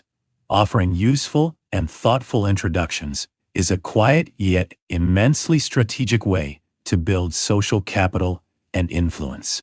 In a world where connection is currency, becoming a person who creates valuable links for others multiplies your own value exponentially, often without you having to ask for anything in return. A well-placed introduction does more than just connect two people. It builds a bridge of goodwill upon which you stand. It sends a powerful message to your network. I am thinking about our collective success, not just my own. Psychologically, this act leverages both the law of reciprocity and the halo effect. When you help someone expand their network or solve a problem through a connection, their brain associates your name with opportunity and generosity. That positive memory can translate into future loyalty, trust, and a willingness to help you when you need it. The simple act of saying, "You two should really meet. You're both working on similar challenges." Plant seeds that can grow into powerful alliances, business deals, or friendships. And every success that emerges quietly traces back to your initial quiet gesture. The art, however, lies in the quality and relevance of the introduction. Don't connect people randomly. Curate your introductions with intention, linking individuals who share a mutual benefit, aligned goals, or complementary skills. The introduction should feel like a carefully considered gift. When you become known as a trusted hub who connects the right people at the right time, your network itself becomes your reputation. In a world often dominated by self-promotion, this form of strategic generosity is the rarest and most persuasive form of power. 50. The ledger of influence.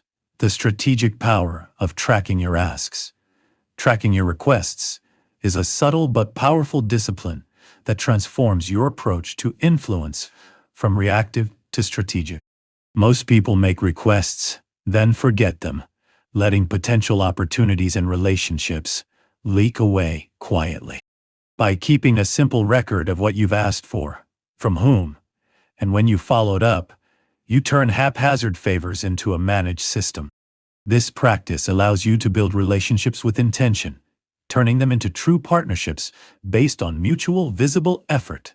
Human psychology favors consistency and reliability. When you track your asks, you build both. You remember to close loops that others leave open, to follow up with timely gratitude, and to make your own reliability visible. Each interaction becomes a data point on your personal map of influence, a quiet ledger of reciprocity. This isn't about manipulation. It's about heightened awareness and professional respect. This discipline also protects your social capital. By tracking your asks, you avoid the mistake of over-asking from the same person or making repetitive requests, which can lead to annoyance and burnout. You can time your follow-ups perfectly, ideally after a moment of goodwill. When you revisit an old request with precision, following up on our conversation from last month about X, you stand out as thoughtful and organized, not needy. But the real power is internal. Tracking your asks teaches you patience and strategy. You begin to manage your influence like a valuable asset, not a series of desperate gambles. Every ask becomes a thread in a growing web of trust and reciprocity. And when that web is woven with care and awareness, it can catch almost any opportunity that comes your way. 51. The collaborative inquiry. Unlocking perspectives with "what's your take?" Using the phrase, "what's your take?"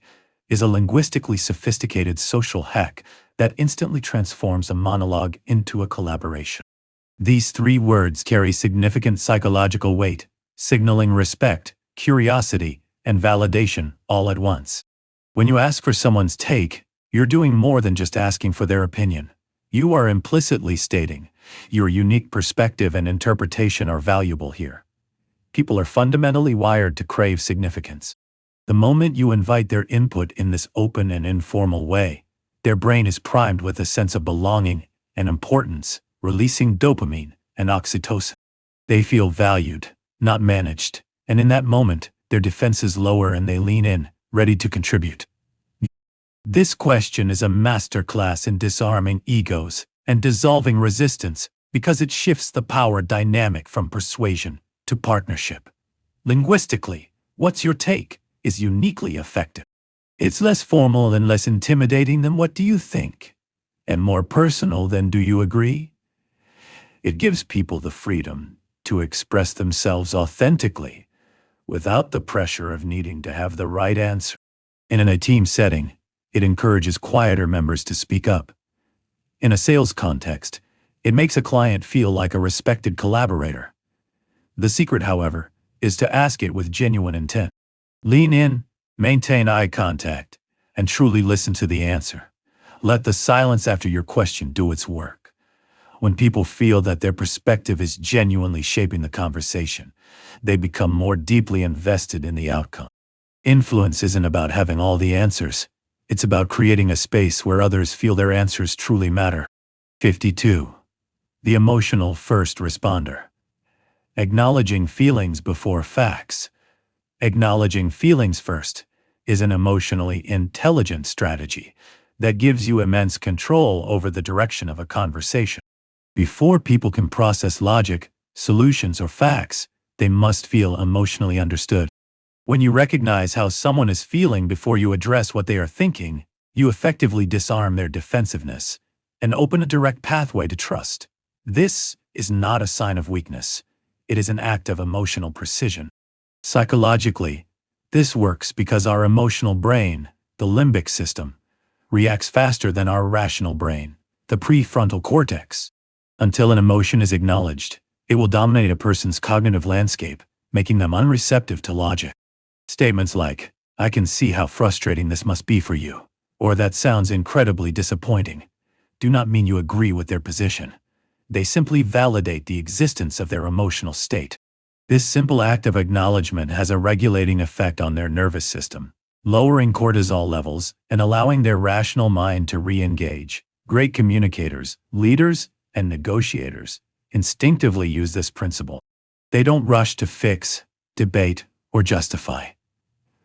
They pause, reflect, and meet the emotion with empathy before guiding the conversation forward.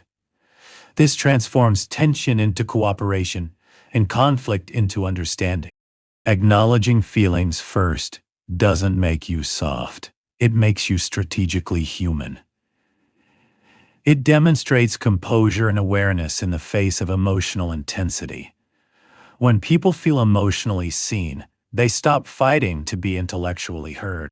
And in that crucial shift from reaction to recognition, you gain something far more powerful than agreement. You gain a true connection. 53. The power of the pause. Commanding respect before you reply. Pausing before you reply is a simple yet commanding social hack that signals confidence, composure, and control.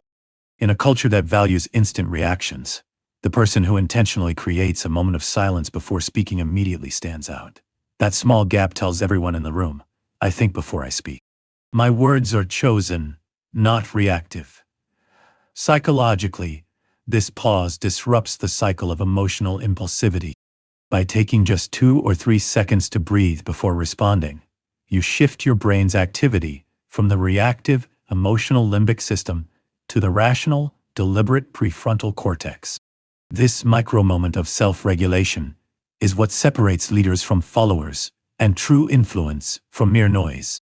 It not only protects you from saying something you might regret, but also gives your eventual words more weight and impact because they feel considered. This deliberate silence also exerts a subtle power over others. When you pause, people instinctively lean in, their minds rushing to anticipate what you will say. It creates a focused tension, not the kind that repels, but the kind that captivates. Skilled communicators use the pause as a form of punctuation, a tool to amplify meaning and draw attention to what is coming next.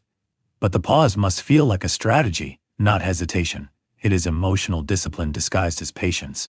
Whether you are diffusing a tense conflict, negotiating a high-stakes deal, or simply engaged in deep listening, that small space before you reply gives you mastery over your tone, your truth, and your timing.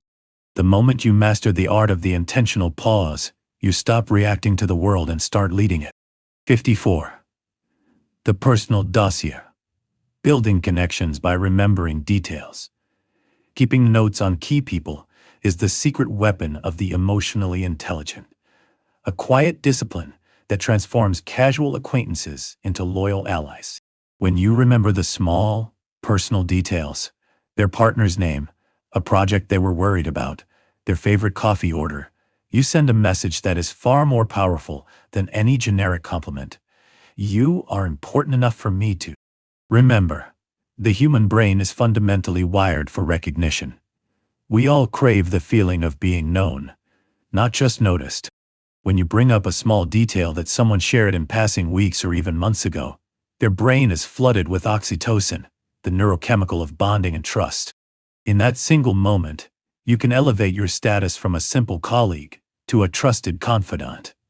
What often appears to others as a remarkable memory or keen intuition is in fact the result of diligent preparation. Behind every "how did you remember that?" moment is someone who understood that memory is a form of influence. Great leaders and connectors do this instinctively or systematically. They maintain private notes, whether digitally or mentally, on the people who matter most. They track birthdays, milestones, preferences, and challenges, not to manipulate, but to connect with genuine, personalized empathy. These details become the currency of your relationship building. The true beauty of this hack lies in its subtlety. No one sees the behind-the-scenes effort. They only experience the result. A seamless ability to make them feel uniquely special and understood. In a world that forgets quickly, the act of remembering makes you unforgettable. 55. The verbal handshake. Crafting your one-sentence introduction. Preparing a single powerful sentence to introduce yourself is a critical social hack for establishing immediate credibility. First impressions are forged in a matter of seconds, and in that brief window, clarity is king. A sharp, confident introduction cuts through social uncertainty and tells the world exactly who you are and what value you bring before they have a chance to make their own assumptions. When you can describe your purpose in one clean, compelling line, you project direction, confidence, and focus. Psychologically, this brevity signals mastery. The brain associates clear, concise language with intelligence and leadership. When you ramble or over-explain, you subconsciously communicate that you are unsure of your own value. But when your introduction is polished and intentional, I help tech startups tell unforgettable stories, or I design systems that make teams more efficient, you anchor their perception of you instantly. This works because of a principle known as processing fluency. People instinctively trust what is easy for their brains to grasp. A single, well-crafted sentence doesn't just communicate information, it sticks in the memory. It invites curiosity rather than causing confusion, sparking the kind of follow-up questions that lead to deeper, more meaningful conversations. The magic, however, is in the delivery. You don't recite this line like a robot. You own it. It should sound natural and adaptable, ready for any context. Whether you're at a networking event or in a boardroom, your one-sentence intro becomes your verbal handshake. It says, "I know who I am, I know what I bring to the table, and I am worth remembering." 56. The collaborative bridge. Building with yes and instead of but. Using yes and instead of yes, but is a subtle yet transformative linguistic shift that turns potential conflict into collaboration. The word but acts as a verbal eraser, negating everything that was said before it. It signals disagreement and often triggers defensiveness, implicitly telling the other person, "You're wrong." In stark contrast, yes and is a powerful tool of affirmation and expansion. It first validates the other person's perspective, yes, before adding your own contribution, and creating a sense of alignment rather than opposition. This is not manipulation. It is conversational judo, using the momentum of the other person's idea to guide the conversation in a new direction. Psychologically, this works because it satisfies the deep human need for validation. People don't resist ideas as much as they resist the feeling of being dismissed. When you start with yes, you acknowledge their point and make them feel heard, which keeps their defenses down. The N and then opens the door for a collaborative build, inviting them to consider a new layer or perspective. This technique is a cornerstone of improvisational theater for a reason. It fosters a creative, non-judgmental environment. Think of the different emotional impacts. I like your idea, but it won't work because, versus I like your idea. And what if we also considered? The first one shuts down the conversation. The second one builds a bridge to a new possibility. Yes, and doesn't require you to agree with the initial premise entirely. It simply requires you to find a single point of truth to acknowledge before you pivot. In high-stakes conversations, this tiny verbal adjustment can completely reshape the dynamic, turning adversaries into allies and making influence feel effortless. 57. The sound of authority. Eliminating filler words. Avoiding filler words like like, and is a disciplined social hack that dramatically enhances your perceived authority and confidence. These verbal crutches, while seemingly harmless, silently erode your credibility. Each filler word acts as a micro-hesitation, a crack in your delivery that signals to the listener that you are uncertain, nervous, or searching for approval. When you consciously eliminate them from your speech, your language becomes sharper, your message becomes clearer, and your presence becomes more commanding. The silence that replaces the filler is not empty. It is intentional, and that intention is perceived as power. Psychologically, people equate verbal control with mental control. A speaker who uses deliberate pauses instead of filling the silence with noise projects thoughtfulness and competence. The brain processes this confident silence as a sign of composure under pressure. In contrast, a stream of filler words triggers a subconscious judgment that the speaker is unprepared or lacks conviction, diluting the impact of their message even if the content is brilliant. The key to eliminating them is twofold: awareness and the embrace of the pause. Filler words often emerge from a fear of silence, but a well-placed pause is one of the most persuasive tools in communication. It gives your listeners a moment to absorb your last point and builds anticipation for your next one. It allows you to gather your thoughts and deliver your next sentence with purpose. Master communicators are economical with their words. They understand that influence is found not in the volume of what is said, but in its precision. Every time you replace a filler with a pause, you are reclaiming your authority from the clutches of uncertainty. 58. The generosity loop. Amplifying influence by sharing credit. Sharing credit generously is a paradoxical leadership strategy where the more recognition you give away, the more respect and influence flow back to you. Insecure individuals hoard praise, believing it is a finite resource. Confident leaders understand that recognition is a renewable one that multiplies when distributed. When you make a conscious effort to publicly highlight the contributions of others, you tap into the deep human need for validation. People are naturally drawn to those who make them feel seen, valued, and essential. By lifting others up, you quietly elevate your own status as a secure and generous leader, building a form of loyalty that no title or directive can command. Psychologically, this works because shared success feels better than individual success. When a team member's contribution is acknowledged, their brain releases dopamine and serotonin, neurochemicals linked to pride, motivation, and social bonding. By facilitating this, you create a positive, high-trust culture around you. People will want to work with you, not just for you, because you are a source of positive reinforcement. This is also a strategic move. People whose contributions you've highlighted become your allies. They will defend your name and champion your ideas, even when you're not in the room. Sharing credit is also a powerful signal of your own confidence. It shows that your ego is not fragile, and that your value is not diminished when others shine. But this hack only works when the acknowledgement is genuine and specific. Name names, detail their specific actions, and explain the impact. When you make someone else feel irreplaceable, they will never forget who made them feel that way. 59. The preemptive strike. Disarming objections before they arise. Anticipating and addressing objections early is a sophisticated persuasion technique that shifts you from a defensive position to one of masterful control. It is the art of voicing the doubt that is already forming in your listener's mind, thereby neutralizing its power before it can take root. When you bring up a potential concern yourself, you don't lose credibility. You gain it by demonstrating foresight, transparency, and empathy. People stop bracing for a sales pitch and start trusting your honesty. Psychologically, this is known as the inoculation effect. By exposing someone to a weakened version of an objection from a trusted source, you build up their resistance to a full-blown version of that objection later. It tells their brain, this person isn't trying to hide anything.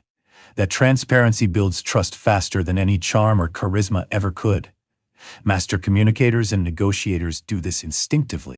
They'll proactively say things like, "Now, you might be thinking this sounds expensive, or I know a common concern here is the implementation time." They then proceed to calmly provide context, reframe the issue, and offer reassurance. This move completely disarms skepticism. The listener's inner critic, which was about to raise that very point, is quieted. You are no longer in an argument. You are in a collaborative exploration of a challenge you both acknowledge. The true mastery lies in your tone. It must be calm, confident, and conversational. You are not apologizing for a weakness. You are demonstrating that you have thought through the issue from all angles. When people realize you understand their hesitation even before they voiced it, their defenses crumble. They stop resisting and start listening. 60. The distillation of power. Simplifying your message. Simplifying your message is an underestimated but profoundly effective hack for gaining influence. In a world saturated with information, complexity creates confusion, but clarity creates conversion. The human brain is inherently wired to favor simplicity. It seeks patterns and shortcuts, not cognitive puzzles. When you can articulate your ideas with precision and purpose, people don't just understand you. They are more likely to believe you. A clear, concise message cuts through the noise like a sharp signal in static, making you sound confident, credible, and in control. Psychologically, simplicity is a form of respect. It sends an unspoken message. I value your time and intelligence enough to make this easy for you to grasp. Every unnecessary word you use adds cognitive friction, and every piece of jargon builds a wall between you and your listener. The more clearly and simply you can explain a complex topic, the more intelligent and masterful you appear. This is why the greatest leaders, teachers, and communicators all share one defining trait. They make the complex seem effortless. They don't speak to impress. They speak to connect. In the art of persuasion, a simple message is powerful because it is memorable and repeatable. People can only share and act upon an idea that they can easily recall and articulate themselves. If your idea requires a decoder ring, it will die the moment you stop speaking. But if it can be understood in a single, powerful sentence, it can spread. Simplicity isn't about dumbing down your content. It's about distilling it to its absolute essence. It's the hard work of stripping away everything that doesn't matter until only the truth remains. 61. The visual hierarchy. Dressing one notch above the room. Dressing one notch above the room is a silent, strategic move that leverages the power of visual first impressions. Your appearance communicates volumes before you ever speak, whispering messages of confidence, authority, and respect. When you are dressed just slightly sharper than the prevailing standard of the environment, you subtly signal that you value yourself, the occasion, and the people you are with. This is not about vanity. It is applied psychology. Humans are visual creatures, and our brains make rapid, subconscious judgments about competence and credibility within the first few seconds of seeing someone. Your clothing acts as a nonverbal heuristic, a mental shortcut that shapes how others perceive your status and seriousness. Dressing one notch above creates an immediate positive distinction. You aren't trying to outshine everyone. You are simply signaling a higher level of preparation and intent. Psychologically, this is about perceived effort and control. When your appearance is intentional and polished, people subconsciously assume that your work and your thinking are equally intentional and polished. It sets an expectation of competence before you have to prove it. This isn't about expensive brands. It's about the details. A clean, pressed shirt, polished shoes, a good fit. These elements communicate precision, and precision commands respect. The hack works best, however, when it feels effortless and context appropriate. This isn't about wearing a tuxedo to a casual brunch. It's about mirroring the environment while subtly elevating it. The goal is to project presence, not pretense. When your appearance reflects a quiet, self-assured confidence, you don't need to announce your worth. People feel it the moment you walk through the door. 62. The gravity of stillness. Respecting the power of silence. Respecting silence is a profound social hack that demonstrates immense confidence and control. In conversation, silence is not emptiness. It is a space pregnant with meaning. It is where true thoughts surface, where performance gives way to authenticity, and where influence can breathe. Most people fear silence, rushing to fill it with noise because it feels like a loss of control. But those who have mastered the art of communication know that silence is the moment when others often reveal their true intentions. It acts as a mirror, reflecting what people are really thinking when words are no longer there to hide. The human brain is conditioned to resolve ambiguity, so when a pause stretches, discomfort grows. This subtle tension pulls truth to the surface as the other person rushes to fill the void, often with words more honest than they had planned. Expert negotiators and therapists use this instinct to their advantage. They understand that after a critical question, the person who remains silent the longest often holds the power. But silence does more than extract information. It earns respect. It signals restraint, thoughtfulness, and an unshakable inner composure.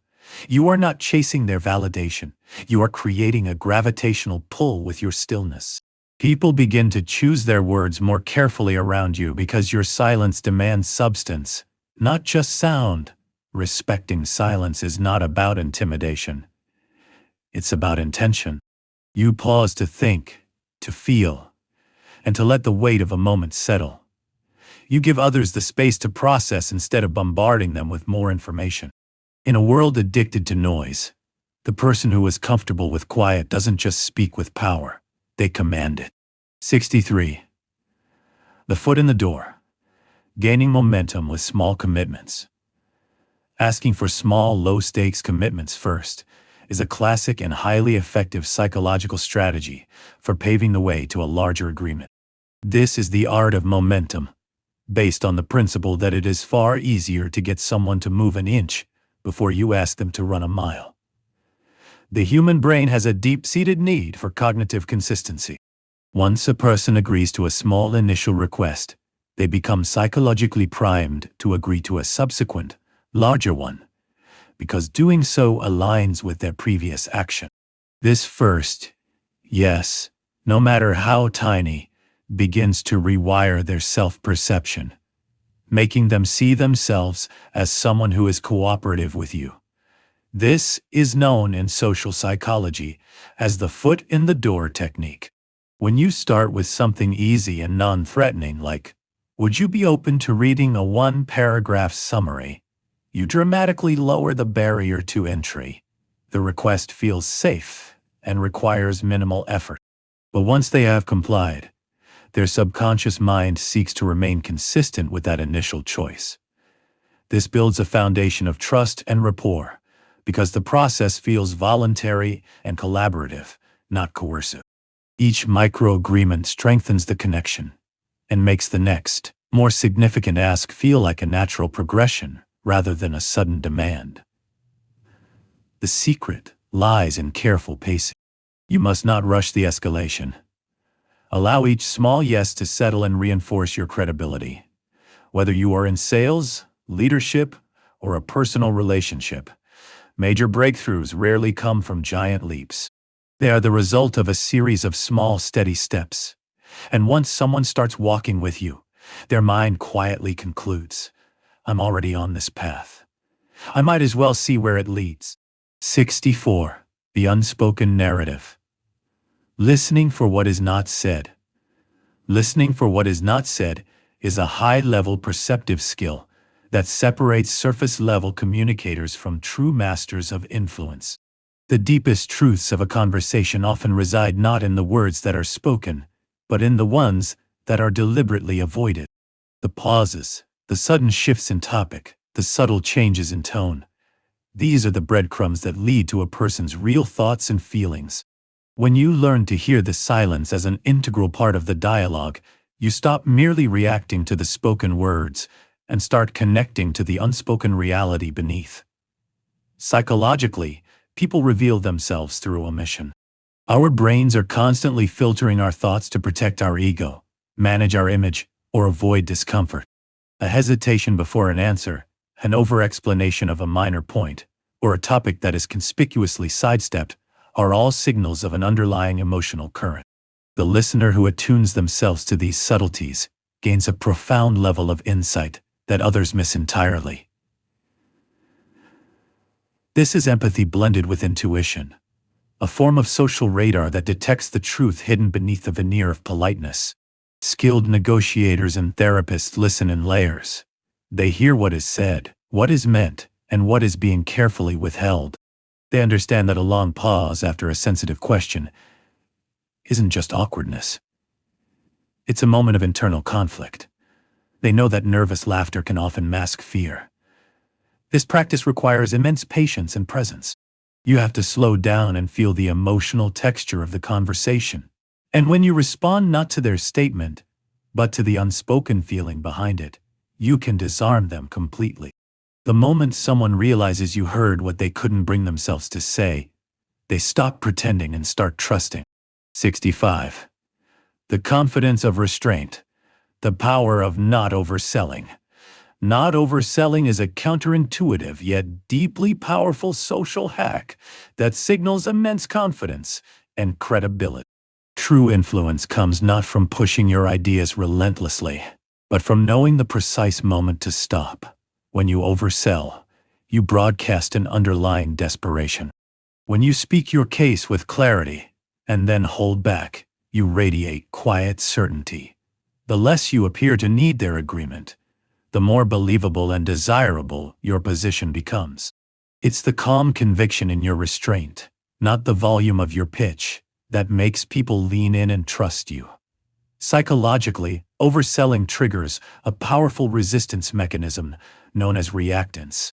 The human brain is hardwired to protect its autonomy, and the moment someone feels they are being pressured or cornered, their defensive walls go up.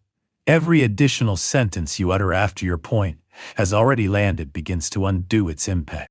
But when you state your case with concise confidence, and then pause, you create psychological space for the other person to process your words and arrive at their own conclusion. That silence feels safe, not manipulative, and that safety is the breeding ground for trust. The paradox of persuasion is that people are most convinced by those who seem least invested in convincing them. A calm, restrained pitch suggests, I know the value of what I am offering. The choice is yours. This energy is magnetic because it is rare. You are not begging for their approval. You are presenting an opportunity. The art lies in planting the seed of curiosity and then stopping. Let the silence do the persuasive work. When the other person feels that silence, they often begin to sell themselves on your idea. That is the moment you've won. 66. The digital smile. Infusing emails with warmth and energy. Smiling in your emails is a subtle art that can dramatically change how your written words are received. Words on a screen are stripped of tone, body language, and facial cues, which means that the smallest injection of warmth becomes amplified. A written smile isn't about littering your message with emojis. It's about the positive energy embedded in your phrasing, the rhythm of your sentences, and the calm confidence that radiates between the lines. When you write with intentional warmth, people can feel it, even through a cold digital screen. Psychologically, this is effective because, in the absence of nonverbal cues, the brain tends to fill in the blanks, often with a negative bias. A neutral or blunt message can easily be interpreted as cold or hostile. By consciously infusing your writing with a friendly tone, you guide their interpretation. A warm tone activates the same emotional circuitry as a real-life smile, fostering feelings of trust and ease. The person reading your email doesn't just process information. They have a positive emotional experience with you. Professionals who master this understand the invisible power of tone. They use collaborative language, replacing a demanding advice with a gentler, "What are your thoughts on this?" They use positive framing and polite transitions to sound approachable without sacrificing professionalism. A smile in writing is rhythm and empathy, not just punctuation. It is clarity without coldness and authority without stiffness. You can be direct and still be kind. In a world flooded with cold, transactional messages, the one email that feels good to read is the one that not only gets a faster reply, but also builds a stronger connection. 67. The bounded request, driving action with time-bound asks. Keeping your requests time-bound is a simple yet powerful hack that transforms vague favors into actionable tasks. When you attach a clear, reasonable time frame to your ask, "Could you provide your feedback by end of day tomorrow?" You remove ambiguity, create a healthy sense of urgency, and project authority without coming across as demanding. The human brain naturally resists open-ended tasks, which can feel overwhelming and are easily procrastinated. It craves structure and closure. A request with no time anchor feels like a perpetual item on a to-do list, but one with a specific deadline feels concrete and manageable. Psychologically, this leverages the goal gradient effect, a principle stating that our motivation to act increases as we get closer to a visible finish line. By providing a time target, you give the other person's brain that finish line. This signals respect for their schedule, while subtly reinforcing control over your own timeline. You are communicating, "I value your time, and I also value mine." This balance of clarity and courtesy builds trust and demonstrates competence. High performers and effective leaders use this instinctively.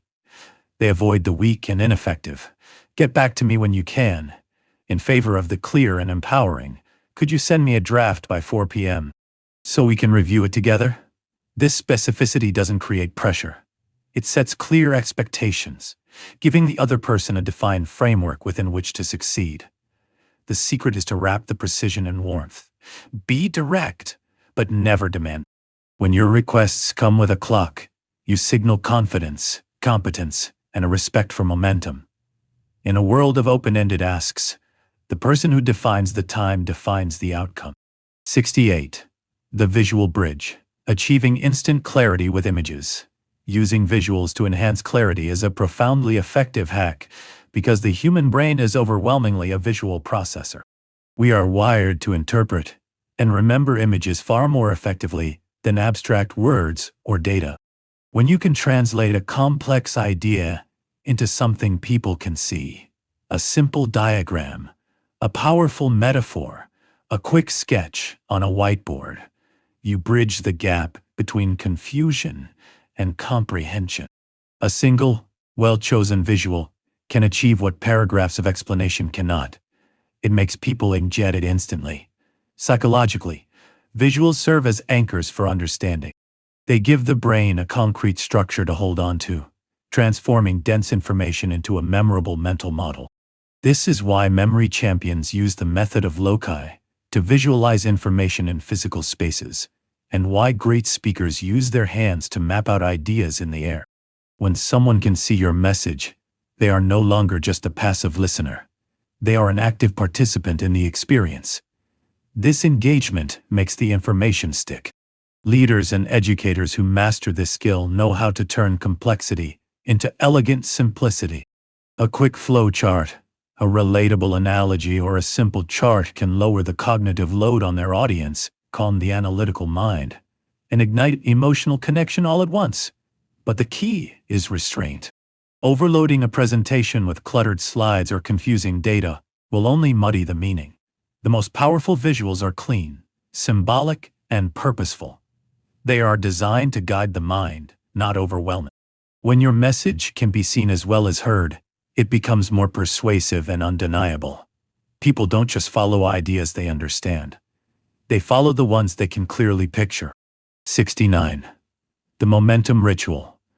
Reinforcing confidence by revisiting wins.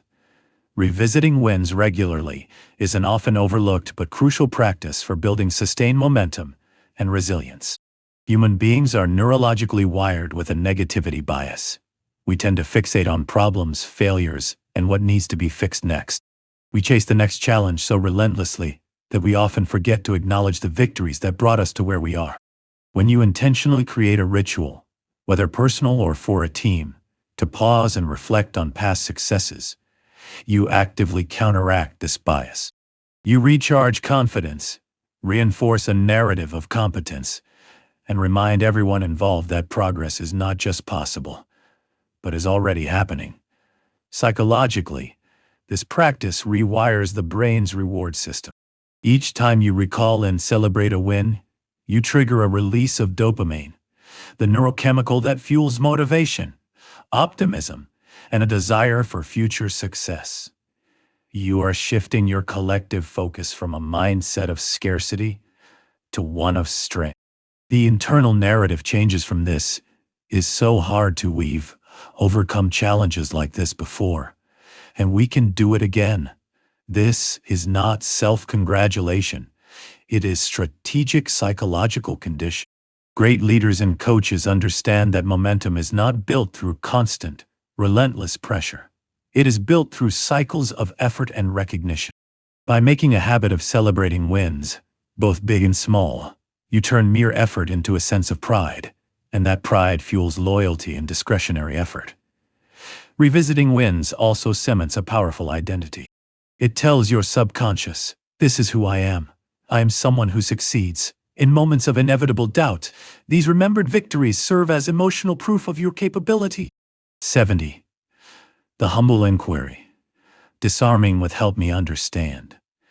Using the phrase "help me understand" is a masterstroke of emotional intelligence that can transform a potential conflict into a collaborative dialogue. These three words have the power to disarm ego, invite clarity, and signal humility without surrendering an ounce of authority. It subtly reframes a disagreement from a confrontation, "You're wrong," to a curious inquiry, "Walk me through your logic."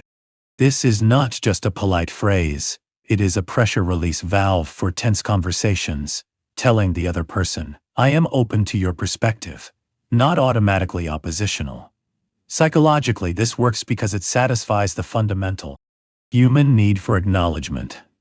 When people feel heard and respected, their brain's threat response deactivates, allowing them to shift from a defensive fight or flight mode into a more rational, reasoning one. "Help me understand" triggers this shift instantly. Skilled negotiators and leaders use this technique to extract information without being accusatory and to maintain control without being aggressive. When you say, "Help me understand the data behind that conclusion," you are not conceding your point. You are buying time, gaining valuable insight, and inviting the other person to expose the foundations of their reason. It is a form of emotional judo, where you redirect the force of their argument instead of meeting it head-on. The phrase works because it expertly blends authority with empathy. You remain in control of the conversation, guiding it toward clarity while making the other person feel respected. In moments where pride and emotion are high, "Help me understand" can completely reset the temperature of the room, building a bridge from disagreement to mutual respect. 71. The linguistic mirror. Reflecting back key phrases. Reflecting back key phrases from a conversation is a subtle yet powerful technique for creating an immediate and deep sense of rapport. This is the skill of identifying the specific words or phrases that carry emotional weight for the other person and gently weaving them back into the dialogue. When you mirror their exact language, You are sending a powerful subconscious signal. I am not just hearing you. I am listening so closely that I have absorbed your unique way of seeing this. Their brain registers this linguistic familiarity as a sign of comfort, safety, and validation. It is not manipulation. It is profound recognition. It proves that you are present in the conversation, not just waiting for your turn to talk. Psychologically, this works because of our innate preference for the familiar. Humans subconsciously trust people who sound and think like them. When you repeat or paraphrase a key phrase they used, so when you say this needs to feel more streamlined, what does that look like? You are demonstrating both empathy and precision. This triggers the brain's reward system, making the other person feel safe and profoundly understood. And when people feel understood, they lower their guard, reveal more of their true thoughts, and become more open to your influence. Therapists and negotiators use this to guide conversations without ever being overtly dominant. You are not leading by speaking louder, but by reflecting more deeply. The key is to be precise and selective. Echo their emotionally charged words, not every mundane sentence. When done with care, this reflection becomes undeniable proof of your engagement, turning you from a stranger into a trusted ally. 72. The unshakable core. Staying unreactive under stress. Staying unreactive under stress is a commanding display of power that gives you an immediate advantage in any high-stakes situation. In moments of chaos, when emotions are high and tempers are flaring, the individual who remains centered becomes the unspoken leader. Your calmness acts as an anchor, and everyone else in the room will unconsciously look to you for stability. Your stillness signals strength, and your composure signals control. It sends a clear message. This situation does not threaten me. I am in command of myself, and therefore, I am in command of this moment. Psychologically, calm is contagious. The human nervous system is wired for emotional contagion. It instinctively mirrors the energy of those around it. When you deliberately keep your voice steady, your breathing slow, and your posture open and relaxed, you are not only regulating your own nervous system, you are actively co-regulating the nervous systems of everyone else. Their stress levels will begin to sync with your calm. This is how true authority is felt, not as a loud force, but as a steady, grounding presence. The key is not to suppress your emotions, but to master the tiny window between a stimulus and your reaction. In that split-second pause, true power resides. While others may lash out, become defensive, or panic, you can assess the situation, choose your response, and act with deliberate intention. You become the quiet in the eye of the storm. People instinctively trust the one who does not lose control when pressure is applied. Every crisis is a test of character, and in those moments, your restraint becomes your loudest and most persuasive statement. 73. The visible promise. Making your word tangible. Keeping your word visible is a rarely practiced but powerful social hack that elevates simple integrity into undeniable proof of your character. It is not enough to merely make promises. In a world of digital noise and fleeting commitments, people need to see that you keep them. Visibility transforms your reliability from an abstract intention into tangible evidence. When your actions consistently and visibly align with your words, others stop needing to question your motives. Your dependability radiates outward, and your consistency speaks more loudly and persuasively than any verbal reassurance ever could. Psychologically, visibility reinforces credibility in a profound way. The human brain is wired to remember what it can observe far more vividly than what it is told. When people see you deliver, by following up on an email when you said you would, by meeting a deadline you set, by showing up prepared, they subconsciously forge a strong neural link between your name and the concept of trust. This positive association becomes a form of emotional currency. It's why individuals who quietly but consistently honor their commitments often rise in influence, without ever needing to demand it. They let the evidence do the talking for them. Keeping your word visible also reinforces your own self-respect. Each public commitment that you honor becomes a small victory for your discipline and character, strengthening your internal belief system. But the real power lies in the subtlety. You don't announce your integrity. You demonstrate it through 1,000 small, visible actions. In a world full of talkers, this visibility is your ultimate advantage. When your word can be seen, not just heard, you stop having to chase credibility, because it starts chasing you. 74. The first mover advantage, leading with follow-up. Being the first to follow up is a subtle but decisive move that immediately separates you from the crowd. In a world where conversations are left unfinished and good intentions fade into inaction, the person who follows up first sends a powerful signal of reliability, focus, and intent. This isn't about being impatient or needy. It is about seizing and maintaining momentum. The moment you take the initiative to follow up, you transform from a passive participant in an interaction to its active driver. You become the one who makes things happen. Psychologically, a prompt follow-up triggers feelings of trust and respect in the recipient. The brain subconsciously associates quick, professional responses with competence and genuine care. When you reach out first, you non-verbally communicate that the conversation was meaningful and that the other person mattered. It tells them, "I haven't forgotten about you or our discussion," which, in an attention-starved world, is a rare and powerful message. This simple habit also cements your credibility. Effective leaders and deal-makers know that timing is a critical component of perception. The person who follows up first sets the rhythm and the standard for the relationship. They are the ones who get the timely reply, the next meeting, the yes that others lose to hesitation. The magic, however, lies in the tone. Your follow-up should be warm, not pushy, grateful, not demanding. A simple, "It was great connecting," as a next step, sounds confident and proactive. Just checking in can sound needy. The first to follow up doesn't beg, they lead. This demonstrates accountability and the quiet confidence of someone who truly means what they say. 75. The priority probe. Asking what's your biggest priority. Asking the question, "What's your biggest priority right now?" is a laser-focused social hack that cuts straight through superficial chatter and reveals a person's core drivers.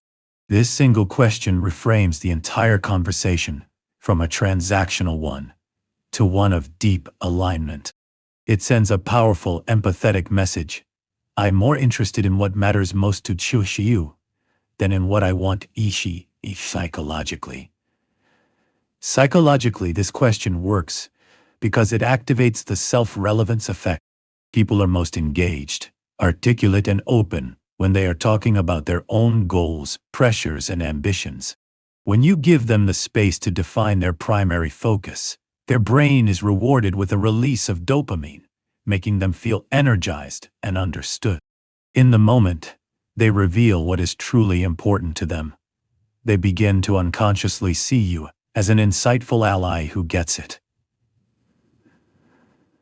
This is how influence is built, on a foundation of empathy, not effort. Leaders, negotiators, and relationship builders use this question like a compass. It allows them to quickly navigate to the heart of what someone is trying to achieve, what problem they are desperate to solve, or what outcome they deeply crave. Once you have this critical piece of information, every word you say can be tailored to resonate with their wavelength. You stop needing to persuade and can instead focus on aligning your proposal with their pre-existing motivation. The power is amplified by your delivery. Ask calmly, with genuine curiosity, and then hold the silence and listen intently. When you know someone's true priority, you no longer have to guess how to win them over. You already hold the map. 76. The process praise. Acknowledging effort, not just results. Acknowledging effort, not just results, is a deeply human leadership tactic that builds unshakable loyalty. While results may earn temporary applause, recognizing the E process, the unseen hours, the persistence through setbacks, the meticulous preparation, validates a person's character and work ethic.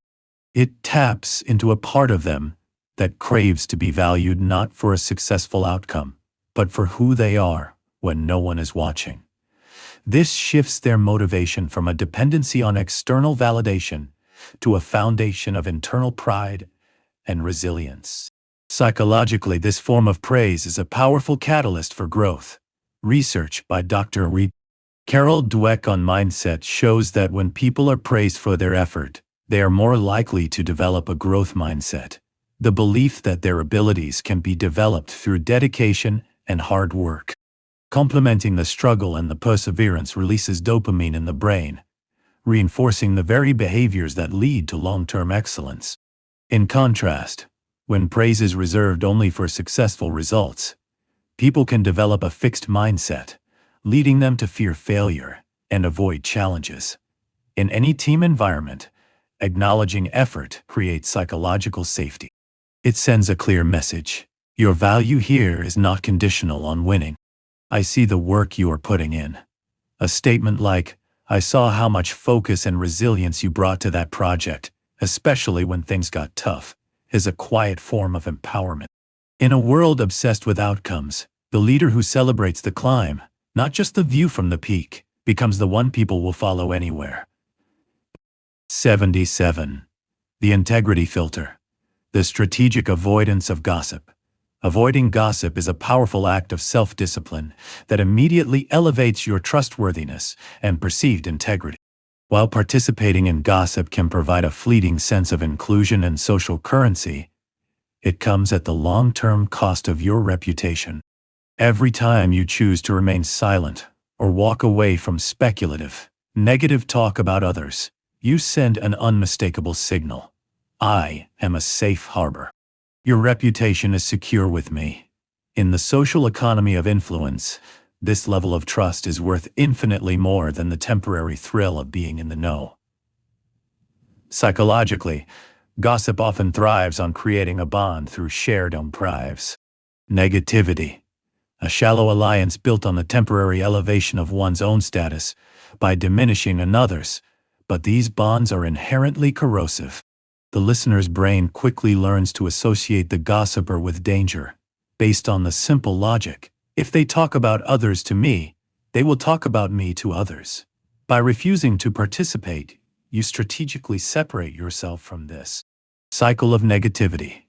You become known as the person who listens without judgment and maintains confidentiality. This distinction defines your character more than any professional success ever could.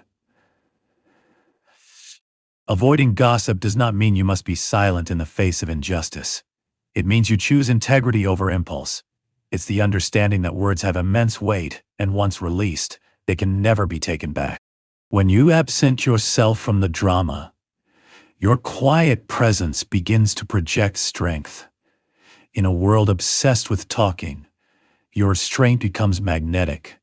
When people know their name is safe with you, your own name starts to carry real power. 78. The allies question. Asking how can I support? Asking the simple question, how can I support, is a transformative social hack that shifts the entire dynamic of an interaction from self-interest to genuine partnership. These 4 words can dissolve hierarchy and build an immediate human connection. They communicate a powerful message. I am on your side, and I am invested in your success. This instantly turns you from a passive bystander into an active ally. In a world where most people are focused on what they can get, the person who focuses on what they can give stands out as indispensable. Psychologically, this question is a powerful trigger for reciprocity and trust. When someone feels genuinely seen and supported, their brain releases oxytocin, the neurochemical responsible for bonding and cooperation. You become a source of psychological safety. They begin to associate your presence with relief, not pressure. You are no longer just another demand on their energy. You are someone who helps replenish it. This emotional shift can deepen a connection more rapidly than any compliment or promise. Great leaders and communicators use this question instinctively. Instead of telling people what to do, they inquire about what is needed. This transforms authority into empathy and influence into collaboration. How can I support? Also serves as a powerful diagnostic tool, as it puts the spotlight on the other person's most pressing needs, revealing what truly matters to them. But the key to this phrase is absolute sincerity. You must not ask it just to sound supportive. You must be prepared to act on the answer. The power of this question is fully realized in the follow-through. When people see you deliver on their needs, you become someone they trust to have their back. 79. The power of the pixel. Keeping text short. Keeping your text messages short is a modern social hack that communicates confidence, clarity, and respect for the other person's time. In a world of constant digital communication, brevity is a sign of efficiency. A short, concise text says, "I know what I want to communicate, and I can do it clearly." Long, rambling texts often feel like an imposition, requiring significant time and cognitive energy to decipher. Short texts, on the other hand, feel decisive and confident. The fewer words you use, the more impact each one carries. Psychologically, this works because of the principle of processing fluency. The brain prefers information that is simple and easy to digest. A crisp, clear text message feels more trustworthy and professional than a long, convoluted one. A direct, "Let's meet at 3 p.m." carries far more authority than a paragraph, exploring various times and locations. People subconsciously associate this concise communication style with competence and leadership. Short texts also have the benefit of creating intrigue. They leave space for a response and encourage a back-and-forth dialogue, rather than overwhelming the recipient with a wall of information that ends the conversation. When you say less, people are often inclined to lean in more. The mind is naturally curious and wants to fill in the unsaid details. However, brevity should never be mistaken for coldness. The secret is to infuse warmth into your efficiency. A quick, friendly greeting, a clear point, and a polite closing can be both concise and kind. A message like, "Great idea. Let's discuss tomorrow," is far more effective than a lengthy, over-explained text. In texting, as in life, those who can say more with less always stand out. 80. The sincerity signal. Using genuine compliments. Use genuine compliments is a gracefully disarming social hack that builds immediate rapport and trust. A true compliment is far more than simple flattery. It is an act of emotional recognition. When delivered with sincerity, it lands with the warmth and impact of an unexpected gift. People have a finely tuned radar for authenticity, and a compliment that is born from genuine observation creates an immediate bond that strategic manipulation can never replicate. It sends a powerful message to the other person. "I see something truly valuable in you." Psychologically, authenticity is a direct trigger for trust. The brain is adept at detecting insincerity, which activates skepticism and raises defensive walls. An honest, specific appreciation, however, causes the brain to release oxytocin, the neurochemical of connection. This is why a single, genuine compliment can completely shift the emotional tone of an interaction. It bypasses social defenses, melts away tension, and makes people more open to your influence and goodwill. The secret to delivering a genuine compliment lies in specificity and observation. Instead of a generic, "You're great," try something rooted in evidence. "I was so impressed by the way you handled that difficult client with such calm and empathy." Specific compliments prove that you were truly paying attention. And in our distracted world, attention is the rarest and most valuable form of respect. When used wisely, genuine compliments not only make others feel good, but also elevate your own social standing. They demonstrate your confidence, empathy, and emotional awareness.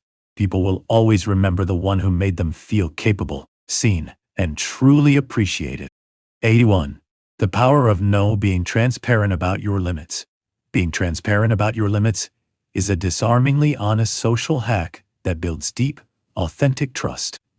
Oh, it requires courage to say, I don't have the answer to that yet, or my plate is full right now, so I can't take that on. However, when these words are spoken with calm clarity, they don't project weakness, they project reality. In a culture that often rewards overpromising, this level of authenticity is a rare and valuable currency. Admitting your limits creates instant credibility because people are more inclined to trust what feels human and real, not what sounds perfect and rehearsed. Psychologically, this works because transparency reduces the social anxiety caused by uncertainty. When you clearly and respectfully define your boundaries, you remove the guesswork for others. They stop wondering if they can rely on you because they know exactly where you stand. Ironically, clearly stating your limits can make people feel safer and more secure in their interactions with you. They know that when you say yes, it is a genuine commitment, precisely because you have demonstrated the strength and self-respect to say no. Leaders and communicators who master this don't lose influence, they gain a more resilient form of it. They understand that real strength isn't about pretending to be limitless. It's about managing your energy, time, and commitments with honesty and precision. This transparency also prevents the burnout and resentment that can poison relationships. You are setting realistic expectations that protect your well-being and the integrity of your commitments.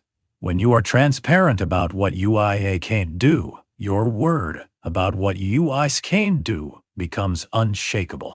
82. The calm center. Staying composed when challenged. Staying calm when challenged is a quiet display of strength that immediately shifts the power dynamic in your favor. In any confrontation, whether it's a pointed question, a direct criticism, or an aggressive comment, your composure is your greatest weapon. When someone attempts to provoke you, your calm response signals immense power. It sends a clear, nonverbal message to everyone in the room. I am not threatened by this. I am in complete control of myself and, therefore, this situation. The person who maintains their emotional center while others are losing theirs automatically owns the energy of the exchange. Psychologically, humans are wired to test social hierarchies, often through emotional challenges. When tempers flare, people are unconsciously vying for dominance, but a calm demeanor short-circuits this primitive dynamic entirely. It can confuse an aggressor and earn the respect of any observers. When you refuse to match volatility with more volatility, their brain registers your stability, and stability is always perceived as strength. Your steady tone, relaxed posture, and deliberate silence become louder and more influential than any heated argument could ever be. Physiologically, composure is contagious. The steadier your breathing, and the slower your speech, the more you help regulate the nervous systems of those around you. Others will begin to unconsciously mirror your calm. This is why the most confident negotiators and leaders appear unshakable. They understand that emotional control is the highest form of persuasion. Calmness is not the suppression of emotion. It is the mastery of it. You feel the challenge, but you choose to respond with curiosity and clarity, not ego and reaction. In the face of chaos, your calm becomes a mirror that reflects the instability of your challenger. 83. The bridge of humor. Connecting, not deflecting. Using humor to connect, rather than to deflect, is a subtle but critical distinction for building genuine rapport. Humor is a powerful social glue. It can lower defenses, accelerate trust, and transform a tense atmosphere into one of connection. However, its power lies in its intent. When used to create a shared moment of levity, it builds a bridge between people. When used to dodge a difficult emotion or mask insecurity, it builds a wall. The goal is not to be the funniest person in the room, but to be the one who makes others feel lighter and more comfortable in your presence. Psychologically, authentic humor works through emotional contagion. A shared, genuine laugh releases endorphins and oxytocin, the neurochemicals of joy and bonding. When you make someone truly laugh with you, their brain associates you with feelings of safety and ease. However, when humor becomes a defensive mechanism, through constant sarcasm, excessive self-deprecation, or cracking jokes to avoid a serious topic, it signals avoidance, not confidence. People can sense when laughter is being used to hide fear or discomfort, and instead of feeling closer, they can feel shut out. The art lies in timing and empathy. Humor should be used to amplify a connection, not to escape from vulnerability. Use it to break the ice in a new group, but not to bury an important emotional moment. True social intelligence is knowing when to lighten the mood and when to simply hold space for a serious feeling. When you use humor as a bridge to say, "We're all human, and we're in this together," you don't just make people laugh, you make them trust you. 84. The abundance mindset. Giving without expecting a return. Giving without expecting anything in return is a quietly transformative social strategy that positions you as a person of high value and integrity. True generosity is not transactional. It is magnetic. When you freely offer your time, expertise, or connections without keeping a mental scorecard, you send a powerful signal of abundance. You show the world that you operate from a place of strength and security, not scarcity and need. People can feel this difference on an intuitive level, and it naturally draws their trust, admiration, and ironically, their desire to reciprocate. Psychologically, humans are deeply wired for fairness and reciprocity. When someone receives a genuine, unconditional act of kindness, their brain often releases oxytocin, which fosters feelings of gratitude and a subconscious urge to return the favor. But the moment generosity feels calculated or comes with unspoken strings attached, the magic is lost. It ceases to feel like kindness and starts to feel like a strategic maneuver. The true art of influence lies in giving so authentically that others want time to give back, not because they feel obligated, but because they are genuinely inspired to do so. The most effective leaders and networkers master this principle. They make introductions without asking, "What's in it for me?" They share knowledge without hoarding credit. Over time, this consistent generosity becomes their reputation, a form of quiet power that opens doors effortlessly. Giving without expectation doesn't make you a pushover. It makes you rare and valuable.